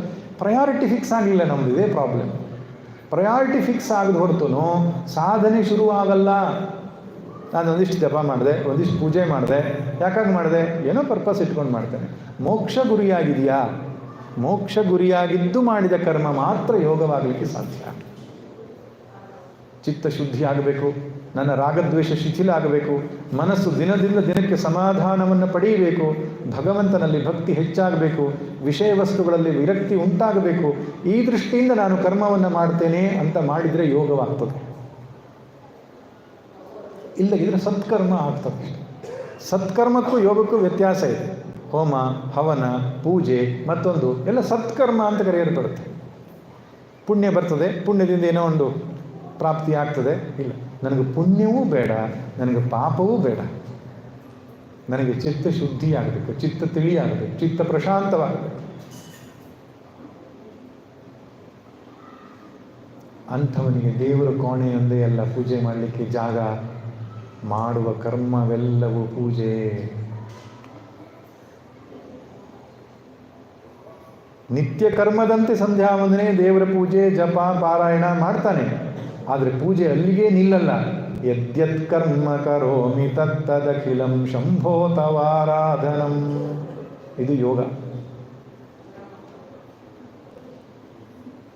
ಬೆಳಿಗ್ಗೆಯಿಂದ ಸಂಜೆ ತನಕ ಮಾಡುವಂತಹ ಎಲ್ಲ ಕೆಲಸವೂ ಸಾಧನೆ ಆಗ್ತದೆ. ಅದನ್ನೇ ಕೃಷ್ಣ ಇಲ್ಲಿ ಹೇಳ್ತಾನೆ, ಯುದ್ಧವೂ ಸಾಧನೆಯಾದೀತು ಅರ್ಜುನ. ರಾಗದ್ವೇಷವನ್ನು ಬದಿಗೆ ಸರಿಸಿ ಕರ್ತವ್ಯ ಬುದ್ಧಿಯನ್ನು ಇಟ್ಟುಕೊಂಡು ಫಲಾಸಕ್ತಿಯನ್ನು ಬಿಟ್ಟು ಕ್ಷತ್ರಿಯನಾದ ನನ್ನ ಕರ್ತವ್ಯ ಧರ್ಮ ರಕ್ಷಣೆ ಯುದ್ಧ ಎಂಬುದಾಗಿ ನೀನು ಮಾಡಿದರೆ ಯುದ್ಧವೂ ಪೂಜೆಯಾದೀತು. ಸ್ವಾಮಿ ಚಿನ್ಮಯಾನಂದ್ ಬಹಳ ಚೆನ್ನಾಗಿ ಹೇಳ್ತಾ ಇದ್ರು. ಅವರೊಂದು BMI ಅದು ಚಾರ್ಟ್, BMI ಚಾರ್ಟ್ ಅಂತ ಇಟ್ಕೊಳ್ತಾ ಇದ್ರು. BMI PFT OET ಅಂತ ಬರ್ಕೊಂಡು ಮೇಲೆ ವಾಸನ V ಅಂತ ಬರ್ತಿತ್ತು, ಅದಕ್ಕಿಂತ ಮೇಲ್ಗಡೆ ಓಂ ಅಂತ ಇರ್ತಿತ್ತು. ಆ ಚಾರ್ಟನ್ನು ಇಟ್ಕೊಂಡು ದೊಡ್ಡ ಕೋಲ್ ಇಟ್ಕೊಂಡು ಅವರು ಹೀಗೆ ತೋರಿಸ್ತಾ ಇದ್ರು, ನೋಡಿ ಪಿ ಪರ್ಸೀವ್ಸ್ ಹೇಗೆ ಬಾಡಿ ಮೈಂಡ್ ಇದನ್ನೆಲ್ಲ ಹೇಳ್ಕೊಂಡು ಎಕ್ಸ್ಪ್ಲೇನ್ ಮಾಡ್ತಾಯಿದ್ರು. ಅವಾಗ ಅವ್ರು ಹೇಳೋರು, ಇದೇ ನನ್ನ ಪೂಜಾ ವಸ್ತು ಅಂತ, ನಾನು ದಿನ ಮಾಡುವ ಪೂಜೆಗೆ ಇದೇ ಸಲಕರಣೆಗಳು ಅಂತ. ಅದು ಸಲಕರಣೆ ಆಗ್ಲಿಕ್ಕೆ ಸಾಧ್ಯ. ಸೌಟು, ಪಾತ್ರೆ, ಒಲೆ ಸಲಕರಣೆ. ದೇವರ ಪೂಜೆಗೆ ಸಲಕರಣೆ ಯಾಕಾಗಲಿಕ್ಕಾಗಲ್ಲ? ಪೊರಕೆ ಭಗವಂತನ ಪೂಜೆಗೆ ಸಲಕರಣೆ ಆಗೋದಿಲ್ವೇ? ನಮ್ಮ ಲಿಮಿಟೆಡ್ ಥಿಂಕಿಂಗ್. ದೇವರ ಕೋಣೆಯಲ್ಲಿ ಕೂತ್ಕೊಂಡು ಅರಿಶಿನ ಕುಂಕುಮ ಅಕ್ಷತೆ ಹಾಕಿ ಹೂ ಹಾಕಿದರೆ ಮಾತ್ರ ಭಗವಂತ ಸಂತುಷ್ಟನಾಗ್ತಾನೆ ಅಂತ ಆರಂಭದ ಯೋಚನೆ. ಕರ್ಮ ಯೋಗಕ್ಕೆ ಬಂದ ಮೇಲೆ ಕೃಷ್ಣ ಹೇಳ್ತಾನೆ, ಮಾಡುವುದೆಲ್ಲವೂ ಪೂಜೆಯಾಗಲಿಕ್ಕೆ ಸಾಧ್ಯ. ಅಷ್ಟಮೂರ್ತಿ ಬೃಹತ್ ದೇವ ಪೂಜನಂ. ಎಂಥ ಅದ್ಭುತವಾದ ಸನಾತನ ಧರ್ಮದ ಪರಿಕಲ್ಪನೆ ನೋಡಿ. ಸಂಡೇ ಪ್ರೇಯರ್ ಅಲ್ಲ, ಯಾವುದೋ ದಿಕ್ಕಿಗೆ, ಯಾವುದೋ ದಿನ, ಯಾವುದೋ ಜಾಗಕ್ಕೆ ಹೋಗಿ ಮಾಡೋ ಪ್ರೇಯರ್ ಅಲ್ಲ. ಇಡೀ ಸೃಷ್ಟಿಯೇ ಭಗವಂತನ ವಿಲಾಸ. ಮಾಡುವ ಕರ್ಮವೆಲ್ಲವೂ ಅವನಿಗೆ ಪೂಜೆ. ಸ್ನಾನ ಒಂದು ಪೂಜೆ, ಊಟ ಒಂದು ಪೂಜೆ, ಮಾತೊಂದು ಪೂಜೆ, ಕೆಲಸಗಳೆಲ್ಲವೂ ಅವನ ಪೂಜೆಯಾಗಲಿಕ್ಕೆ ಸಾಧ್ಯ. ಆ ಮೂಲಕವಾಗಿ ಜೀವನವೇ ಒಂದು ಯಜ್ಞವಾಗಲಿಕ್ಕೆ ಸಾಧ್ಯ. ಬದುಕೊಂದು ಯಜ್ಞ. ಮಹಾನಾರಾಯಣ ಉಪನಿಷತ್ತಿನ ಕೊನೆಯ ಮಂತ್ರ ಅದೇ ಯಜ್ಞ. ಬದುಕೊಂದು ಯಜ್ಞ ಎಂಬುದಾಗಿ ಹೇಳುತ್ತದೆ.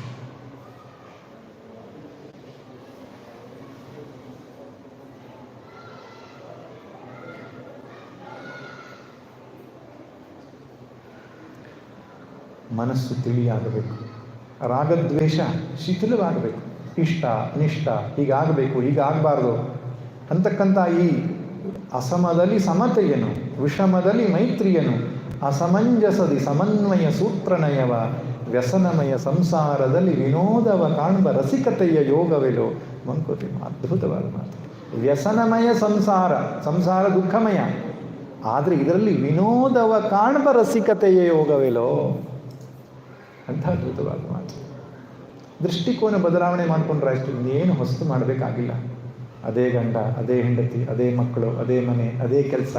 ವೇ ಆಫ್ ಥಿಂಕಿಂಗ್, ನಾವು ಯೋಚನೆ ಮಾಡುವ ರೀತಿ ಬದಲಾವಣೆ ಮಾಡಿಕೊಂಡ್ರೆ ಆಯ್ತು ಅಷ್ಟೇ. ಏನು ಬದಲಾವಣೆ ಮಾಡ್ಕೋಬೇಕು? ಈ ಎಲ್ಲ ಕರ್ಮಗಳಿಂದ ಭಗವಂತನನ್ನು ಅರ್ಚಿಸ್ತೇನೆ, ಅವನೇನು ಫಲವನ್ನು ಕೊಡ್ತಾನೋ ನಾನು ಸ್ವೀಕಾರ ಮಾಡ್ತೇನೆ, ಮೋಕ್ಷವೇ ನನ್ನ ಜೀವನದ ಗುರಿ, ಭಗವತ್ ಪ್ರಾಪ್ತಿಯೇ ಬದುಕಿನ ನನ್ನ ಆದ್ಯತೆ ಎಂಬುದನ್ನು ಮನಸ್ಸಲ್ಲಿ ನಿಶ್ಚಯ ಮಾಡಿಕೊಂಡು ಮಾಡುವ ಕೆಲಸ ಆ ದೃಷ್ಟಿಕೋನ ಇಟ್ಟುಕೊಂಡು ಮಾಡ್ತಾ ಹೋದರೆ ಆಯಿತು ಅಷ್ಟೇ. ಪೂಜೆ ಆದ ಮೇಲೆ ಪ್ರಸಾದ ಸಿಗ್ತದೆ. ನೀವು ಸರಿಯಾಗಿ ಪೂಜೆ ಮಾಡಿದರೆ ಪ್ರಸಾದ ಸಿಗ್ತದೆ. ಪ್ರಸಾದ ಅಂದ್ರೇನು? ಪ್ರಸಾದಸ್ತು ಪ್ರಸನ್ನತ, ಮನಸ್ಸಿನ ಪ್ರಸನ್ನತೆ. ಅದನ್ನೇ ಸಮತ್ವ ಅಂತ ಕರೆದಿದ್ದಾನೆ ಕೃಷ್ಣ. ಪೂಜೆ ಆದಮೇಲೆ ಪ್ರಸಾದ ಸಿಗುವುದು ಏನೋ ಮಾತಿಗೆ ಅರ್ಥ ಇಷ್ಟೇ, ಮನಸ್ಸು ಪ್ರಶಾಂತ ಆಗೋದು ಅಂತ ಅರ್ಥ. ನಮಗೆ ಎಡಕ್ಕೆ ಬೀಳ್ತದೋ ಬಲಕ್ಕೆ ಬೀಳ್ತದೋ ಅದ್ರ ಬಗ್ಗೆನೇ ಆಸಕ್ತಿ. ಕುತ್ಕೊಂಡು ಕಾಯ್ತಾ ಇರ್ತೇವೆ. ಬಿದ್ದಿಲ್ಲ ಅಂದರೆ ಬೇಜಾರು. ಎಲ್ಲಾದರೂ ಒಂದು ಕಡೆಗೆ ಬಿದ್ದರೂ ಓಹೋ ಹೋ ಹೋ ಹೋ ಅದನ್ನೇ ಫೋಟೋ ತೆಗೆದು ವಿಡಿಯೋ ಮಾಡಿ ಸರ್ಕ್ಯುಲೇಟ್ ಮಾಡೋದೆ. ಏನು ಬೀಳ್ತಾ ಇದೆ ಪ್ರಸಾದ. ಅದ್ರ ಬಗ್ಗೆ ನನಗೆ ಆಕ್ಷೇಪ ಇಲ್ಲ. ಪುನಃ ತಪ್ಪು ತಿಳ್ಕೊಬೇಡಿ, ನಾನು ಅದನ್ನು ಖಂಡಿಸ್ತಿದ್ದೇನೆ ಅಂತ. ಹಾಗಲ್ಲ. ಪರೋಕ್ಷ ಪ್ರಿಯ ಹಿ ದೇವಾ ಪ್ರತ್ಯಕ್ಷ ದ್ವಿಷಃ ಎಂಬುದಾಗಿ ವೇದದಲ್ಲಿ ಒಂದು ಮಾತಿದೆ. ಭಗವಂತನು ಪರೋಕ್ಷವಾಗಿ ತೋರಿಸಿಕೊಳ್ತಾನೆ. ಯಜ್ಞ ಮಾಡಿದಾಗ ಮಳೆ ಬರ್ತದೆ, ಇದೆಲ್ಲ ಸರಿ ಇದೆ. ಪ್ರಸಾದ ಬೀಳುವಂಥದ್ದು ಮಂತದ್ದೆಲ್ಲ ಆಗ್ತದೆ, ಸರಿ ಇದೆ, ತಪ್ಪಿಲ್ಲ. ಆದರೆ ಮುಖ್ಯವಾದಂತಹ ಪ್ರಸಾದ ಯಾವುದು ಅಂದರೆ ನಮ್ಮ ಮನಸ್ಸು ಪ್ರಶಾಂತ ಆಗೋದು. ಪೂಜೆ ಚೆನ್ನಾಗಾಯಿತು, ದೇವರಿಗೆ ಮುಟ್ಟಿತು ಅಂತ ಹೇಗೆ ಗೊತ್ತಾಗುತ್ತೆ? ಪೂಜೆ ಆದಮೇಲೆ ಮನಸ್ಸು ಪ್ರಶಾಂತವಾಯಿತಾ, ಭಜನೆ ಆದಮೇಲೆ ಮನಸ್ಸು ಜಪ ಆದಮೇಲೆ ಮನಸ್ಸು ಪ್ರಶಾಂತ. ನೀವು ಎಷ್ಟು ಜಪ ಮಾಡಿದರೆ ಮುಖ್ಯ ಅಲ್ಲ, ಜಪ ಮಾಡಿದ್ಮೇಲೆ ಮನಸ್ಸು ಪ್ರಶಾಂತವಾದರೆ ಭಗವಂತನಿಗೆ ಮುಟ್ಟಿತು ಅಂತ ಅರ್ಥ. ಎಲ್ಲಿದ್ದಾನೆ ಈಶ್ವರ? ಈಶ್ವರ ಸರ್ವಭೂತಾನಾಂ ಹೃದಯೇಶೇರ್ಜುನ ತಿಷ್ಠತಿ. ನಮ್ಮೆಲ್ಲ ಹೃದಯದಲ್ಲೇ ಇದ್ದಾನೆ ಅವನು. ಹೊರಗೂ ಇದ್ದಾನೆ, ಒಳಗೂ ಇದ್ದಾನಲ್ವಾ?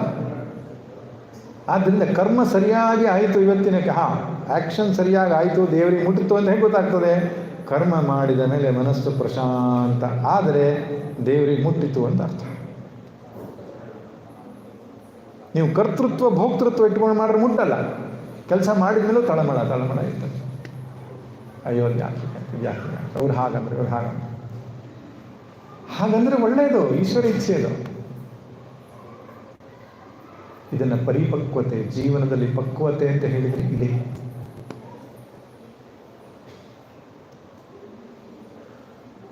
ಬದುಕನ್ನೇ ಯಜ್ಞಶಾಲೆಯನ್ನಾಗಿ ಮಾಡಿಕೊಳ್ಳೋದು, ಬದುಕನ್ನೇ ತಪೋಭೂಮಿಯನ್ನಾಗಿ ಮಾಡಿಕೊಳ್ಳೋದು, ಸಂಸಾರವೇ ಸನ್ಯಾಸದ ಅಥವಾ ಮೋಕ್ಷದ ದಾರಿಯಾಗಿ ಮಾಡಿಕೊಳ್ತಕ್ಕಂಥ.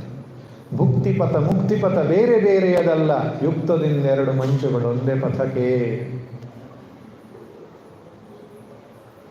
DVG ಹಾಗೆ ಅನೇಕ ಕಗ್ಗಗಳನ್ನು ಹೇಳಿದ್ದಾರೆ. ಆದ್ದರಿಂದ ಇವತ್ತಿನ ಸಂದೇಶ ಏನಪ್ಪ? ಭಗವದ್ಗೀತೆಯ ಸಂದೇಶ ಅಂದರೆ ಕರ್ಮ ಮಾಡುವಾಗ ಎಚ್ಚರಿಕೆಯಿಂದ ಮಾಡೋಣ. ಚಿತ್ತದ ಕಲ್ಮಶದವನ್ನು, ಕೊಳೆಯನ್ನು ತೊಳೆಯುವುದಕ್ಕೆ ಆ ಕರ್ಮ ಒಂದು ಸಾಧನವಾಗಲಿ. ನಾವು ಯಾವ ಕ್ಷೇತ್ರದಲ್ಲಿದ್ದೇವೋ ಅಲ್ಲಿಯೇ ನಮ್ಮ ಚಿತ್ತಶುದ್ಧಿಯನ್ನು ಮಾಡಿಕೊಂಡು ಭಗವತ್ ಪ್ರಾಪ್ತಿಯನ್ನು ಮಾಡಿಕೊಳ್ಳಲಿಕ್ಕೆ ಸಾಧ್ಯ ಆಗುತ್ತದೆ. ಆದ್ದರಿಂದ ಮೋಕ್ಷ ಅನ್ನುವಂಥದ್ದು ಯಾವುದೋ ದೂರದ ಇನ್ಯಾರಿಗೋ ದಕ್ಕುವಂತಹ ವಿಷಯ ಅಂತ ಅಲ್ಲ. ಪ್ರತಿಯೊಬ್ಬರೂ ಮೋಕ್ಷಕ್ಕೆ ಅಧಿಕಾರಿಗಳೇ ಮಾಡುವ ಕೆಲಸವನ್ನು ದೃಷ್ಟಿಕೋನ ಬದಲಾಯಿಸಿ ಮಾಡಬೇಕಷ್ಟೆ. Not change of action, just change of attitude ಅಷ್ಟೆ. ಮನಸ್ಸಮಾಧಾನವೇ ದೊಡ್ಡ ವರ, ಮನಸ್ಸಮಾಧಾನವೇ ದೊಡ್ಡ ಆಸ್ತಿ. ನಾಳೆಗೆ ಮತ್ತೆ ಬೇರೆ ಯಾವುದಾದ್ರೂ ವಿಚಾರಗಳನ್ನ ಇಟ್ಟುಕೊಂಡು ಚಿಂತನೆ ಮಾಡೋಣ. ಸರ್ವೇ ಭವಂತು ಸುಖಿನಃ, ಸರ್ವೇ ಸಂತು ನಿರಾಮಯಾಃ, ಸರ್ವೇ ಭದ್ರಾಣಿ ಪಶ್ಯಂತು, ಮಾ ಕಶ್ಚಿತ್ ದುಃಖಭಾಗ್ ಭವೇತ್. ಓಂ ಶಾಂತಿ ಶಾಂತಿ ಶಾಂತಿ. ನಾರಾಯಣ ನಾರಾಯಣ ನಾರಾಯಣ.